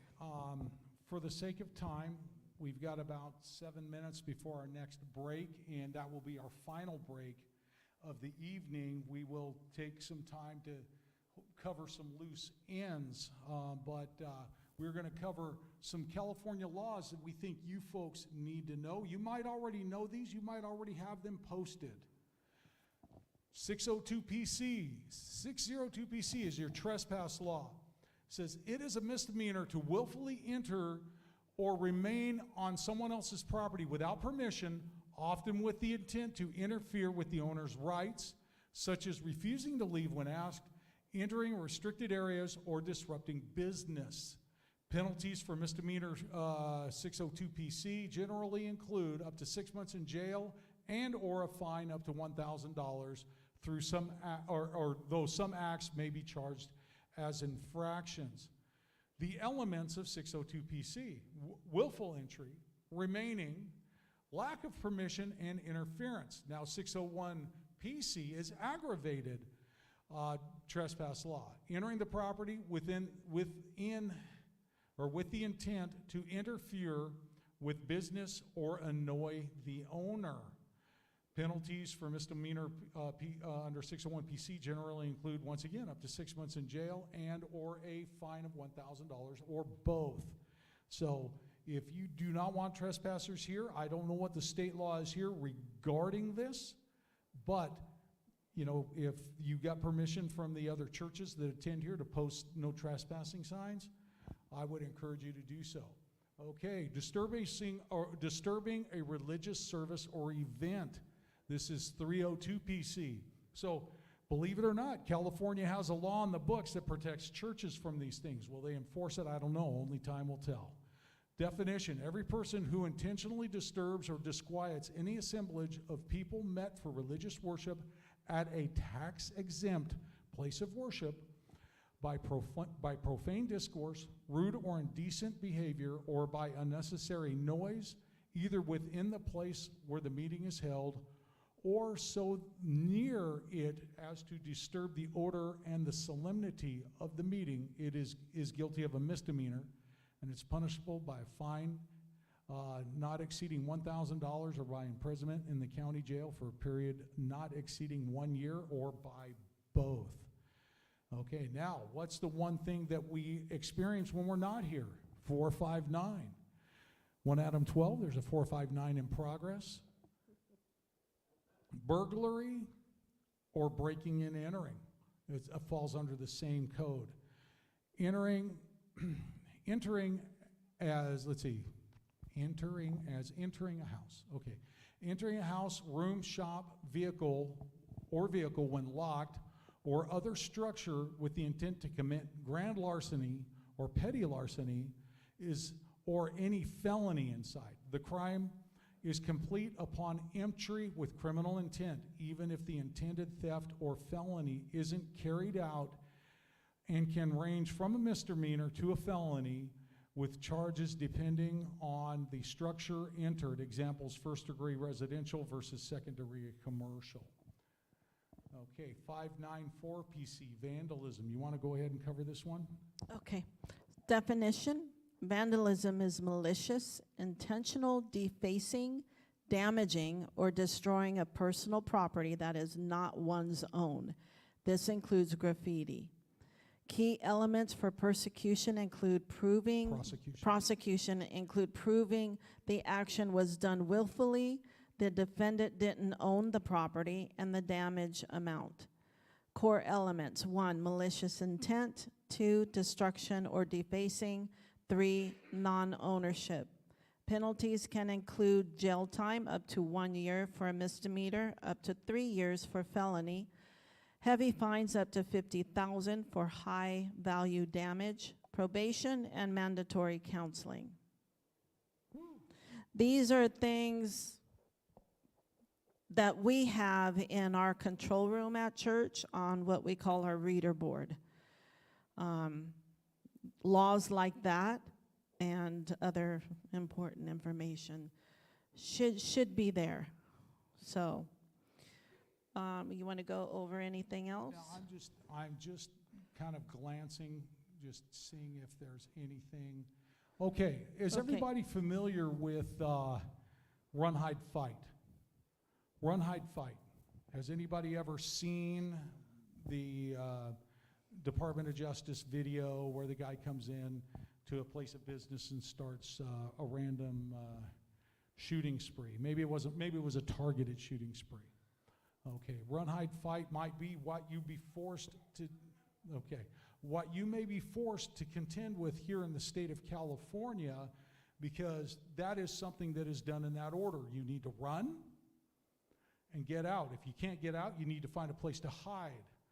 Only if you get to the point where you've run and you hid and danger is still coming your way, only at that point are you willing to, or can you fight in the run, hide, fight. How should I say it? We would call that the run, hide, fight continuum. Strategos International came out with one that we like a lot better. This is called lockout. The 3 outs: lockout, get out, and take out. And we don't mean Chinese in food. any order. It doesn't have to be you got to do this, and then you can do this, and then you can do this. No. Whatever the scenario causes for your action to be, that's what it's going to be. It's either going to lock out so they can't get in, or get out, get the children out, or take out. Where are you going? I'm up to no good. Yeah, fire extinguisher. He's good. Okay, go ahead and explain. Okay, well, the thing is, lockout, get out, take out. You could choose any one of those at any time, depending on the circumstances you find yourself in. That's what I just said. Oh, you just said all that. Okay, all righty. Well, the 3 outs concept was created by Strategos International as an alternative to the run, hide, fight, which was established by the U.S. Department of Homeland Security. So the thing is, go ahead and read the simply put. Okay, simply put, if you are in the position to take out the threat, take out the threat. If you are not in the position to take out the threat, but you have the ability to lock out the threat, then lock out the threat. If you are unable to take out the threat or lock out the threat, and you have the ability to get out, then get out and escape the threat. Now, I went ahead and grabbed this because a fire extinguisher is probably one of the greatest tools of self-defense that would be accessible in a public setting. Because not only is it a heavy, blunt object, remember when we were trying to breach the elementary school door, the children's ministry door? I was looking for one of those in there, and I'm sure there's one in there, I just didn't see it. But if somebody managed to get into that door and somebody was close by, you could either strike with it or pull the pin and hit them in the face with it, because what can't see can't fight. Yeah, what can't see can't fight. What can't see can't harm you. That gives you an upper hand. So maybe you spray them with it, then you strike them with it, and then all we got to do is drag them out. Take them out. That's Right. right. Take them out for Chinese food. Yeah, Okay, go ahead. I'm going to go put this back. okay. I'm just not sure why a fire extinguisher would be on the outside of the building to be used, picked up by a threat and be used. No, it would be on the inside of the building to be picked up by somebody who's defending. Yeah, exactly. Okay. Did it not go? Is that the next one? No, that's it. That's it. We go ahead and back on out. We're at 8:30. Okay. And so break time. If everybody wants to get up and stretch, we're going to All right. confab with Pastor Jed. Yes. Make And, sure you have your questions once again online and in here. Questions? Yes? Just keep going. Who's saying keep going? Okay. All righty. Oh, because you want to get rid of us? You want us to get out? Lock out, get out. Okay. Lock us out? Take it. What? Oh, okay. All right, here we All go. right. All right, so what are we going to cover that we then weren't? let's, well, I don't know. Let's see. We got so much to choose from. Yeah, okay. Let's see here. We can continue with church lockdown, considering we're already here. All right. Yeah.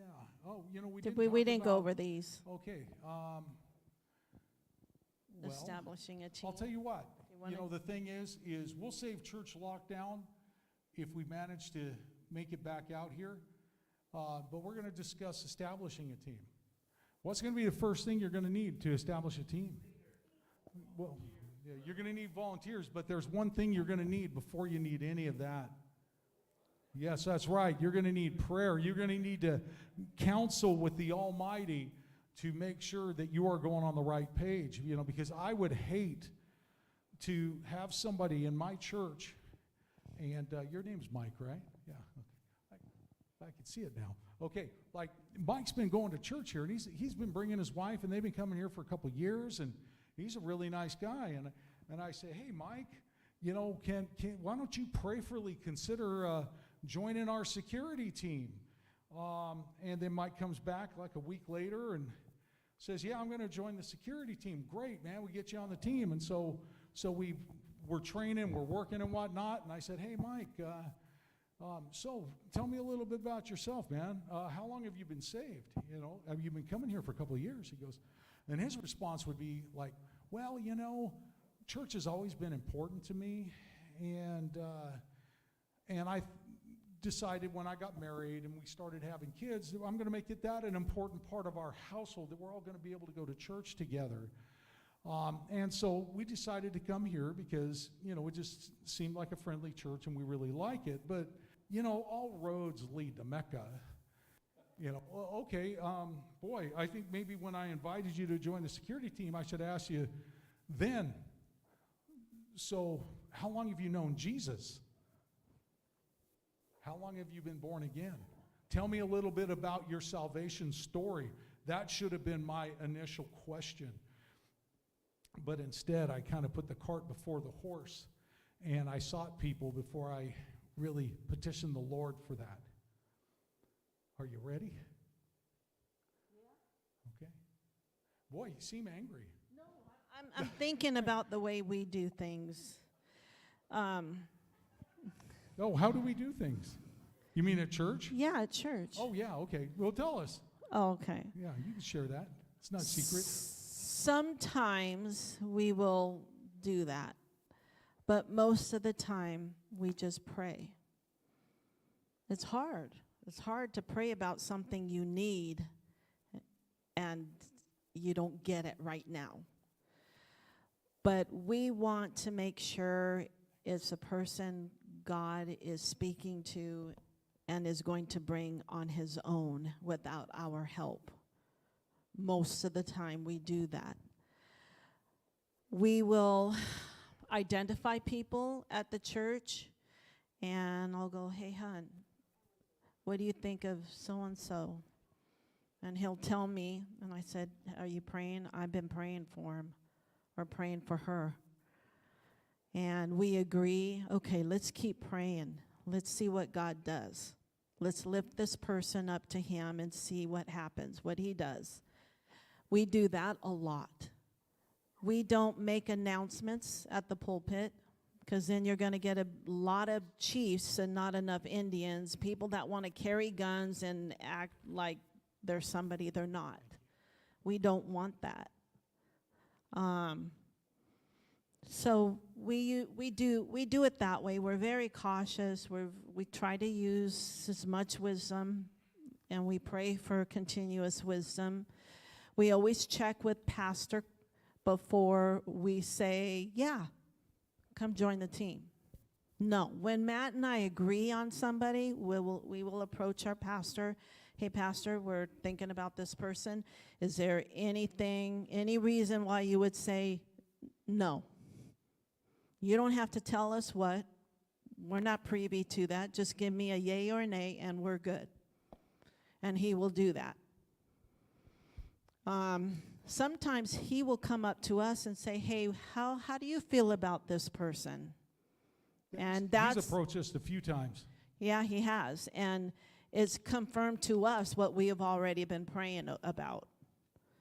So, but we hardly ever come to somebody and say, hey, have I noticed you're not serving anywhere. Would you consider, safety and security team? We don't do that. We have. Really? But there's reasons behind it. Matt and I have reasons behind it. If we approach somebody that way, we don't do that to everybody every single time. We like to see what God does.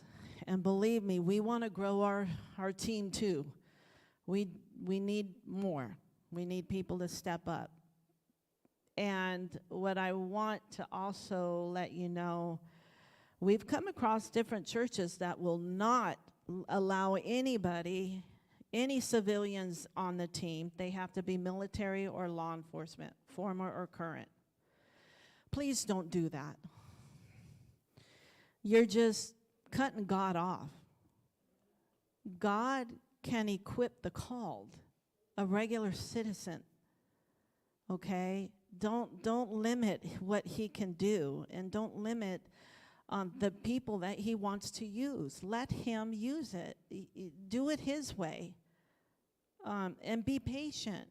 You got to learn to be patient. I'm still learning to be patient. But I see where I've come from to where I am now, and it's only because of him. It's only because I let him. I try to remove myself and get out of the way as much as I want this person to be on the team. I need her. I need him. I see something in that person, and I need that person right now. I have to remove that part of me and let God do what he's going to do, and let him bless the team. So that's what we do. And we always, like I said, we always get our pastor's approval before we make any decision and move forward, because he may know something we don't. And that's happened too, and that's okay. Let's see. So you want to move on to this here? Go right ahead. So things to consider while establishing a team. It's not your church security's team job to be the police. The security team exists to have operational command during incidents that need immediate attention. However, team members should also write in the church SOPs an incident protocol to contact on-duty law enforcement. Ideally, in emergencies, your security team should serve as a way of preventing and deterring as much harm as possible between an incident and the arrival of an on-duty police or fire professionals. Who are the first responders? We are. We are the first responders. It's going to take minutes for the police to get there. Could take minutes. Yeah, well, Las And- Vegas Metropolitan Police Department, for a Category 1 response to a call, the average response time is over 9 minutes, and that's for a Priority 1 call. You know, life is in imminent jeopardy. Right, exactly. Now, the thing is, I don't know what it's like here.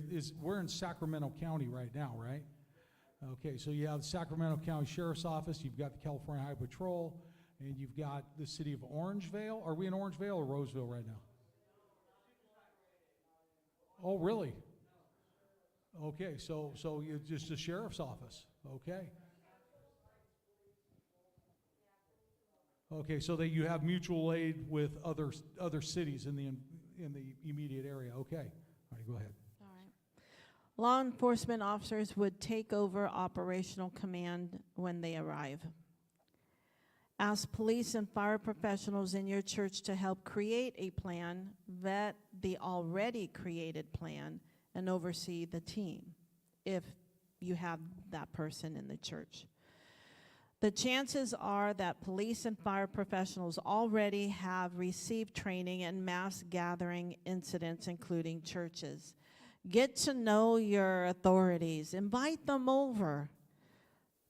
Make that a dialogue. Get to know them. Let them get to know you. Let them get to know your church layout.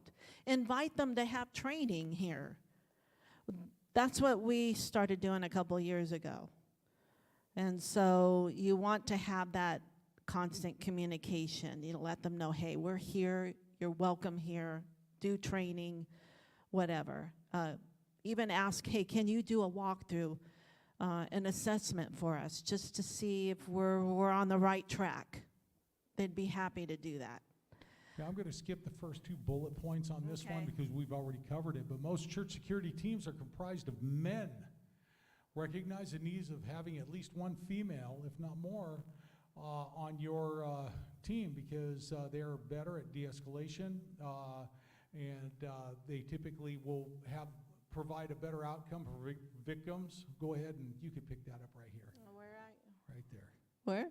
Right here. According to the IACP Police Chief Magazine, research from the National Center for Women and Policing also found that female officers demonstrate more concern, patience, and understanding than their male colleagues when responding to calls of domestic violence. Communications, we mentioned this already. Radios are relatively inexpensive, and you can outfit the security team, parking lot, ushers, greeters, and ministry leaders for less than $200.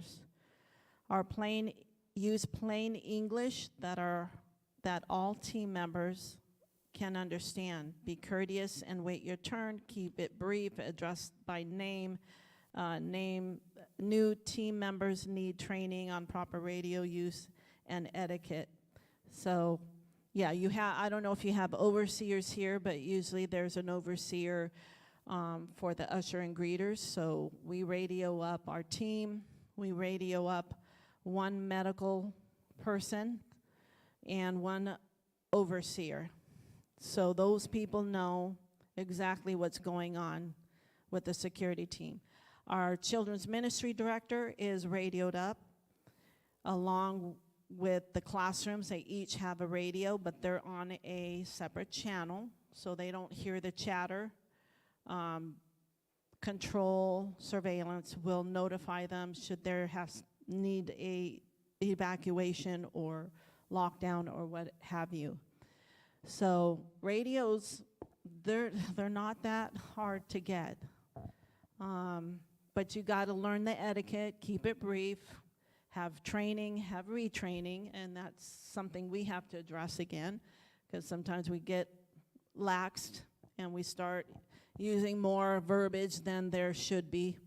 So, Or we start talking before we properly key the mic and Yeah. wait a half a second. sometimes people talk over each other, you know, so, but radio communication is key. All right, go ahead. So Genesis 14:13.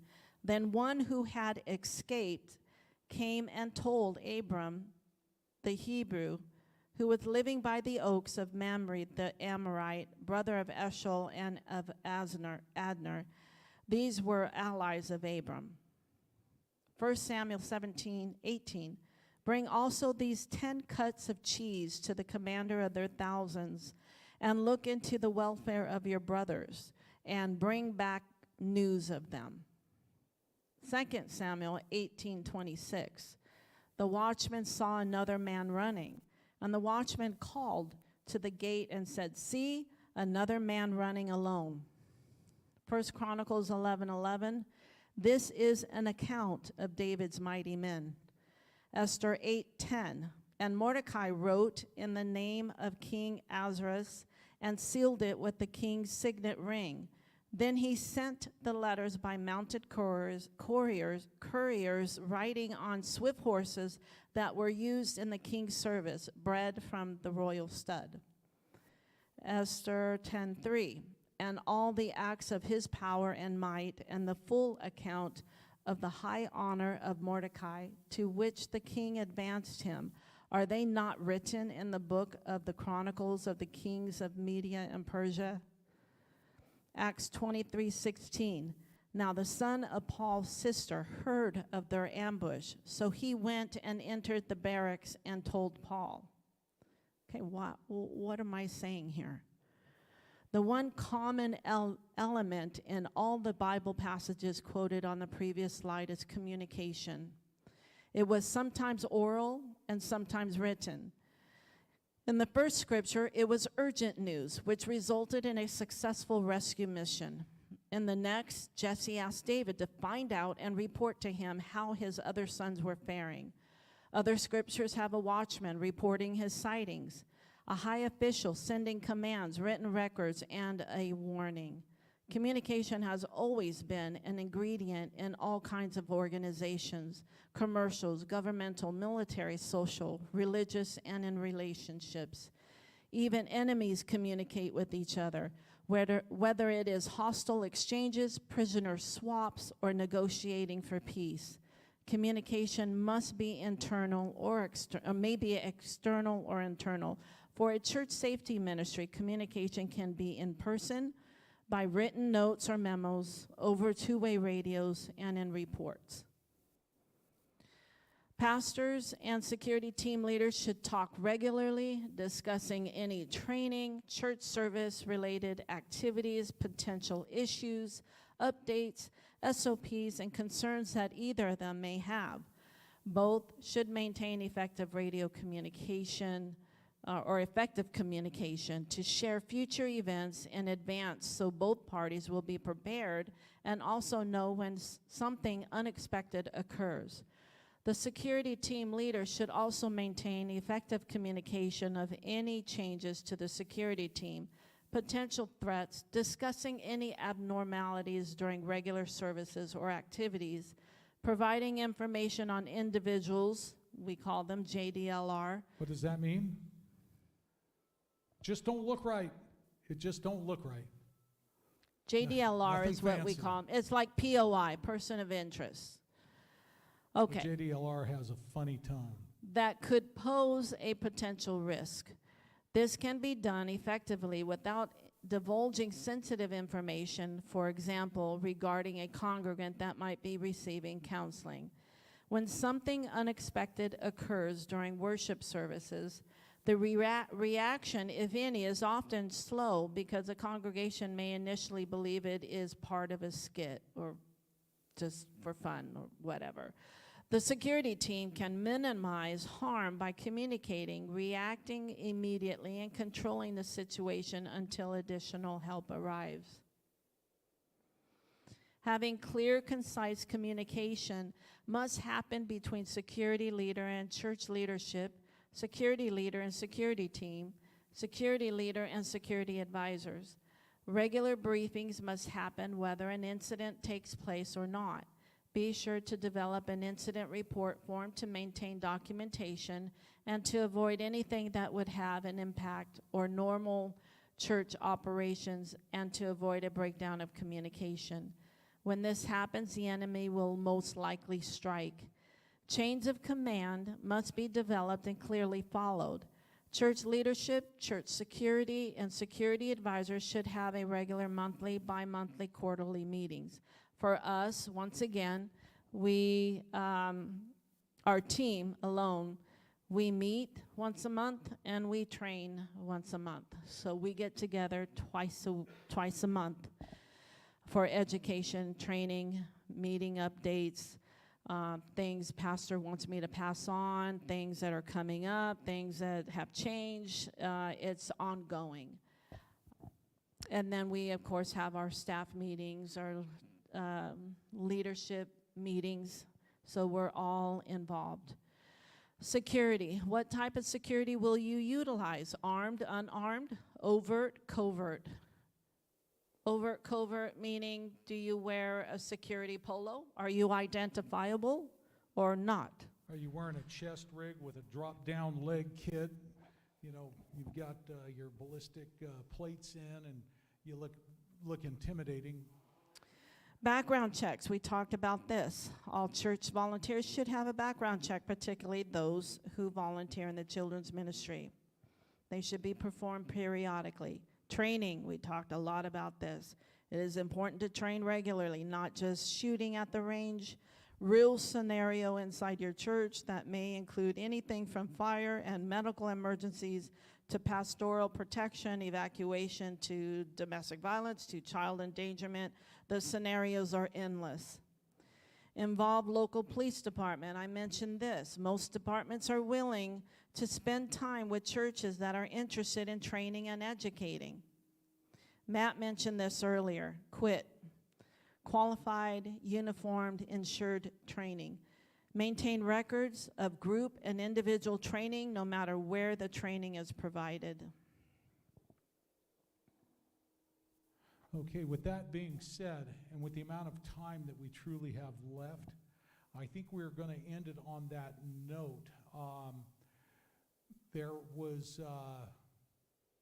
We already covered the California laws, okay, and we did just kind of a brief touch on firearms handling in a congregational setting. We usually go much, much deeper than that, but you want to throw that up there just for the fun of it? Yeah. All right, go ahead here. Hold on just a second. Oh, it's already there. Yeah. Okay, it's already up there for the fun of it. Gun handling and safety. The political philosophy of John Locke greatly influenced our founding fathers. This is evident by the long passage of second treaties of government, which were reproduced words for the word in the Declaration of Independence. Locke's ideas go on to influence the drafting of the Constitution of the United States of America, the oldest constitution that is still in use today. Amended into the document in 1791 was the Bill of Rights, which ensures our basic liberties. Most of us are familiar with the rights, which include freedom of speech, freedom of religion, the right to keep and bear arms, the right to due process, and others. However, some citizens question the logic of the Second Amendment. Yeah, it's definitely unfortunate, but there's a lot to impact. We covered barely the surface.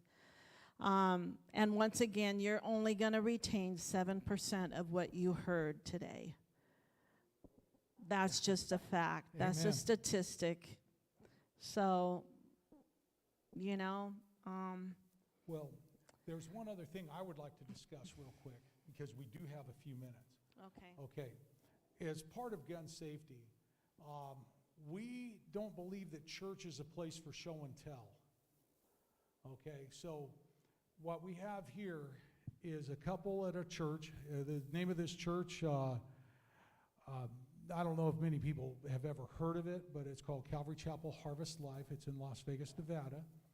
And what we have is a multi-purpose room where we've got a couple of church attendees. We'll just call them congregants, a couple of church congregants looking at a new gun. One congregant bought another gun, and the other congregant said, "Oh, that's cool. Hey, want me to show it to you? Yeah, let's check it out." So they're doing show and tell right in the middle of the church. They're in a multi-purpose room that is not locked and not isolated from the rest of the church. So how would you like to be the one to have to explain to Dad why their child walked into the multi-purpose room and you guys are passing a gun back and forth? I don't want to have that conversation with this guy. I really don't. So the thing is, as part of gun handling and part of gun safety, we believe that handling your firearm, if for those of you that handle it, needs to be minimal. It needs to be deliberate. And I don't mean deliberate by showing it to somebody. I mean, it needs to remain in your holster. And if it needs to come out of your holster, it doesn't come out of your holster to show it off and talk about the cool features. It's going to remain in your holster until it needs to be brought out to save lives and for no other reason. So we're going to go ahead and One close of on the that. things we were going to do today was what we call the congregational draw. And basically it's how do you come out from a seated position with your firearm? And it's really important to pay attention to your body language. Okay, John Locke, right there. I don't know if you caught it. And of course, they didn't have this firearm back then. But John Locke has trigger discipline. Do you? We've done the congregational draw several times with different churches, and it's sad to say there's a lot of people that don't pay attention how they're coming out from a holstered position while they're seated. Are you muzzling the person in the pew in front of you? Yeah, is your finger on the trigger? Is your finger inside the trigger guard? If you're muzzling the firearm at the person in front of you and your finger's in the trigger guard, you violated 2 of the 4 universal gun safety rules. You know, the thing about those gun safety rules is they are perfect. They are perfect in the sense that you can violate 1, you can violate 2, you can violate 3, but somebody's going to be injured, killed, or property's going to be damaged if you violate the 4th one. So the thing is, you've already violated 2. If you brought your gun out and you're sitting in a low ready position and you've got somebody sitting right in front of you, and then if you're not used to training daily and your finger automatically collapses inside that trigger guard, like so, I come out and my finger is going to remain on the seam of the gun. It's not going to be near the trigger guard. It's not going to be inside the trigger guard. But if I come out and I draw and I've got somebody sitting right in front of me and I'm sitting in a seated position and my finger's on the trigger, yeah, I'm not going to sit down. Nobody's going to be able to see. And my finger's on the trigger. Now the thing is, my finger's on the trigger. I'm not sitting in front of somebody, but I got a gentleman sitting right there to my range left. And that barrel's not pointed directly at him, but it's in his general direction. The thing is, I need to make sure that I'm following those universal gun safety rules. Whoops, bang, everywhere I go. That is very important. And so the thing is, maybe if we get another opportunity to come out here, maybe what we'll do is we'll be able to come out and maybe just do some scenario training. That takes about a half a day. And we won't be here for an entire seminar. We're going to be here for some specifics. And that would allow us to cover this particular topic. And for those that are looking to have a little bit of fun, it can be interesting. But anyway, we'll leave it at that. Okay, I think we can declare this the end of the seminar. It is almost 9 p.m. Pastor Um, Jed, would you like to? uh, Yes, ma'am. Sure. This is not quite the same subject, but do you have anyone on your team that addresses email threats or phone threats to anyone in your congregation or especially your pastor? Yes. Yeah, and we're always having that dialogue with our pastor because, as you both know, he has his own YouTube channel. He voices his opinion scripturally, and he talks a whole lot about prophecy. And so people know, and we've had, a few comments here and there, but we're trying to help our pastor understand to take every comment serious and to let us know and let us make that determination if it's something we need to, change up, prepare, be ready for, because a threat is a threat, and you don't know the mindset of people, especially when they're making comments, online comments. So we try to keep up with our pastor. And it's our pastor that actually, Pastor and Kathy, I believe, are the two that, and maybe Jeremy. Pastor Kurt, Kathy, and Jeremy are the ones that are maintaining. They monitor. their electronic Yeah. information that's passed around. Yeah. Yes, Michael, up front. Oh, Yeah. Some months ago, again, in the Minneapolis area, there was a school, and it was a private school, but they were meeting in the sanctuary, and a sniper started shooting out the windows and then hitting kids inside. Not even parking lot security could get somebody who's beyond the parking lot. So some of those things you just don't know how to prepare for if somebody's shooting through the windows. I think I know the incident you're talking It about. was at a Catholic church. Yeah, and I believe they did not have parking lot security. No. If they did, parking lot security could have intervened and stopped it before it got to the point it did. possibly. Possibly. Okay. But the thing Even if is- there was in the parking lot, were they capable of even stopping the threat? Again, it comes down to the right people, number one, in the right positions. Number two, the training. Well, So, guys in the military, we have friends that cleared homes in Fallujah. So, you've got your point man, you've got other guys covering, then you have somebody in the rear. Were we supposed to do this? We've got, I'm sorry? Were we supposed to set this? Oh, okay. I didn't know if it affects you on anything. Okay. They've got people looking. But as civilians, we never thought about really looking up at our surroundings. Now, we've trained that way for a long time, but the thing is until October 1st of 2017, the Route 91 attack at the Mandalay Bay in Las Vegas, Nevada, it wasn't until then. I never would have thought to look 32 floors up for a particular threat. That is way out of my scope and my range. But the thing is now, even when we're at our church, we have spy glasses. We look at all the rooftops in the surrounding neighborhoods just to make sure that they are clear. What are the chances of somebody being up there?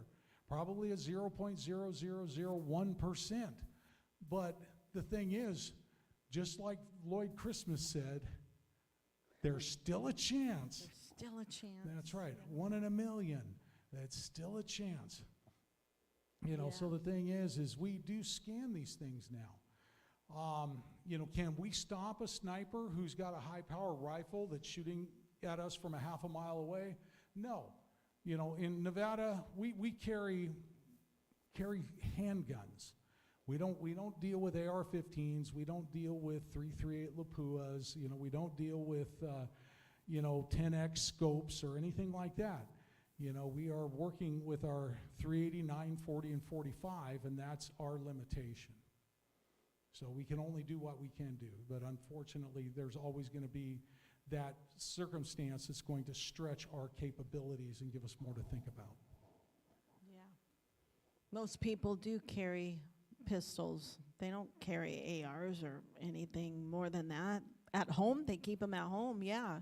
Maybe a few will keep in their trucks, but But to majority get- of people, they're pistols, firearms, And pistols. to leave the fight to address a threat so you can go get your long gun, that incident might be over by the time you return. You know, you're better off staying in the fight and suppressing what you can with what you have. Yeah. Yes, sir.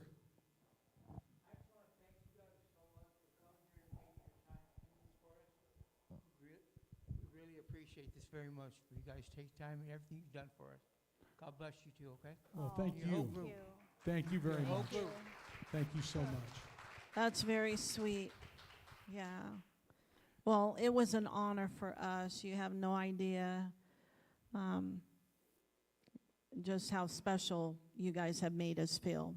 And we hope and pray that some of the information you embraced, you can remember, and hopefully we can come back. We can meet again rather than up in the air. But definitely we'll be meeting up in the air.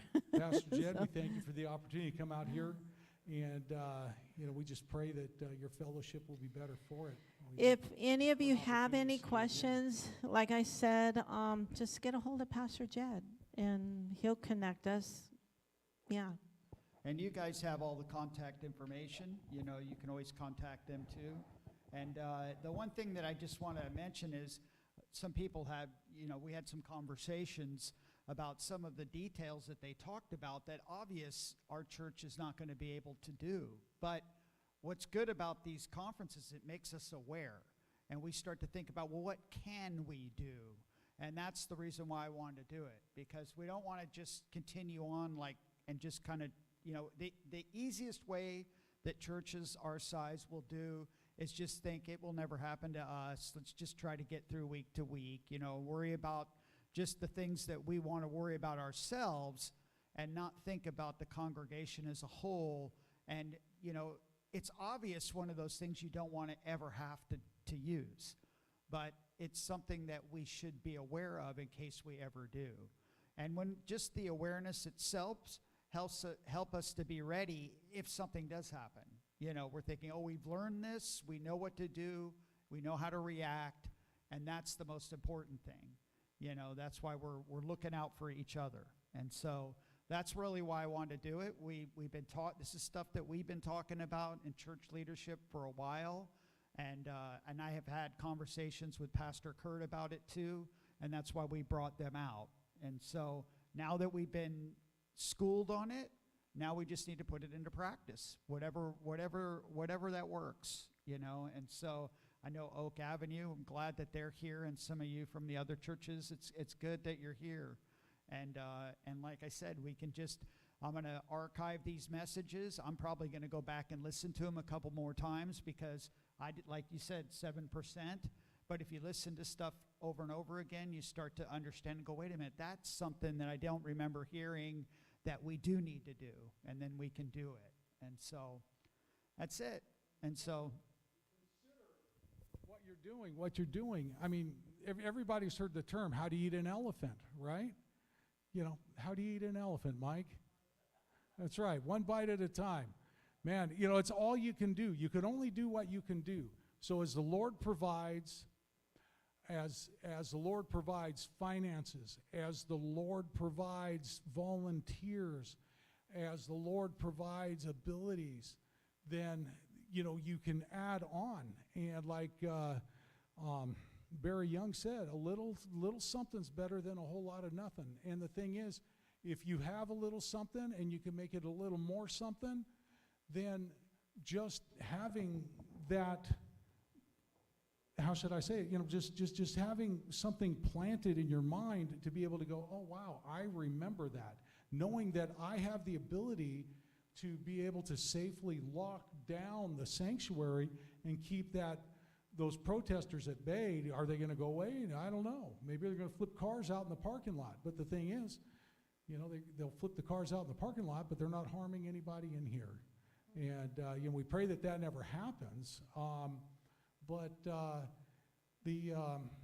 thing is take what you've got and start, using the tools that you have. And then as the Lord provides, you can build on that. And of course, Sandy, she's talking, from our church where, we've got 32 cameras, and we've 30, I'm sorry, correct me, how many? Oh, no, we have 42. 42, excuse me, 42 Yeah. cameras. Now the thing is not every church, even big churches don't have 42 cameras. And we're not that big of a church. Our congregation, we might have 250 people in any given week for Sunday morning, Sunday evening, and Wednesday night. So it's not a super, super gigantic church, but the thing is, as the Lord provides, and there are times when we do without. We do without because that's what we have to do. So we have to step up and keep that UDA in place. But anyhow, that's pretty much all I wanted to say about Yeah. that. But I'm going to pass this back to you. I just want to say, don't be discouraged. Let this be an encouragement to you, and know that we're praying for you. We're praying for all the churches. So, oops. Oh, there we go. Okay, perfect. Yeah. So yeah, don't be discouraged. You have a beginning, and God will take you from here on out. And we're always available. So anytime you need us. Well, I'm going to pray us out. Thank you guys for being here.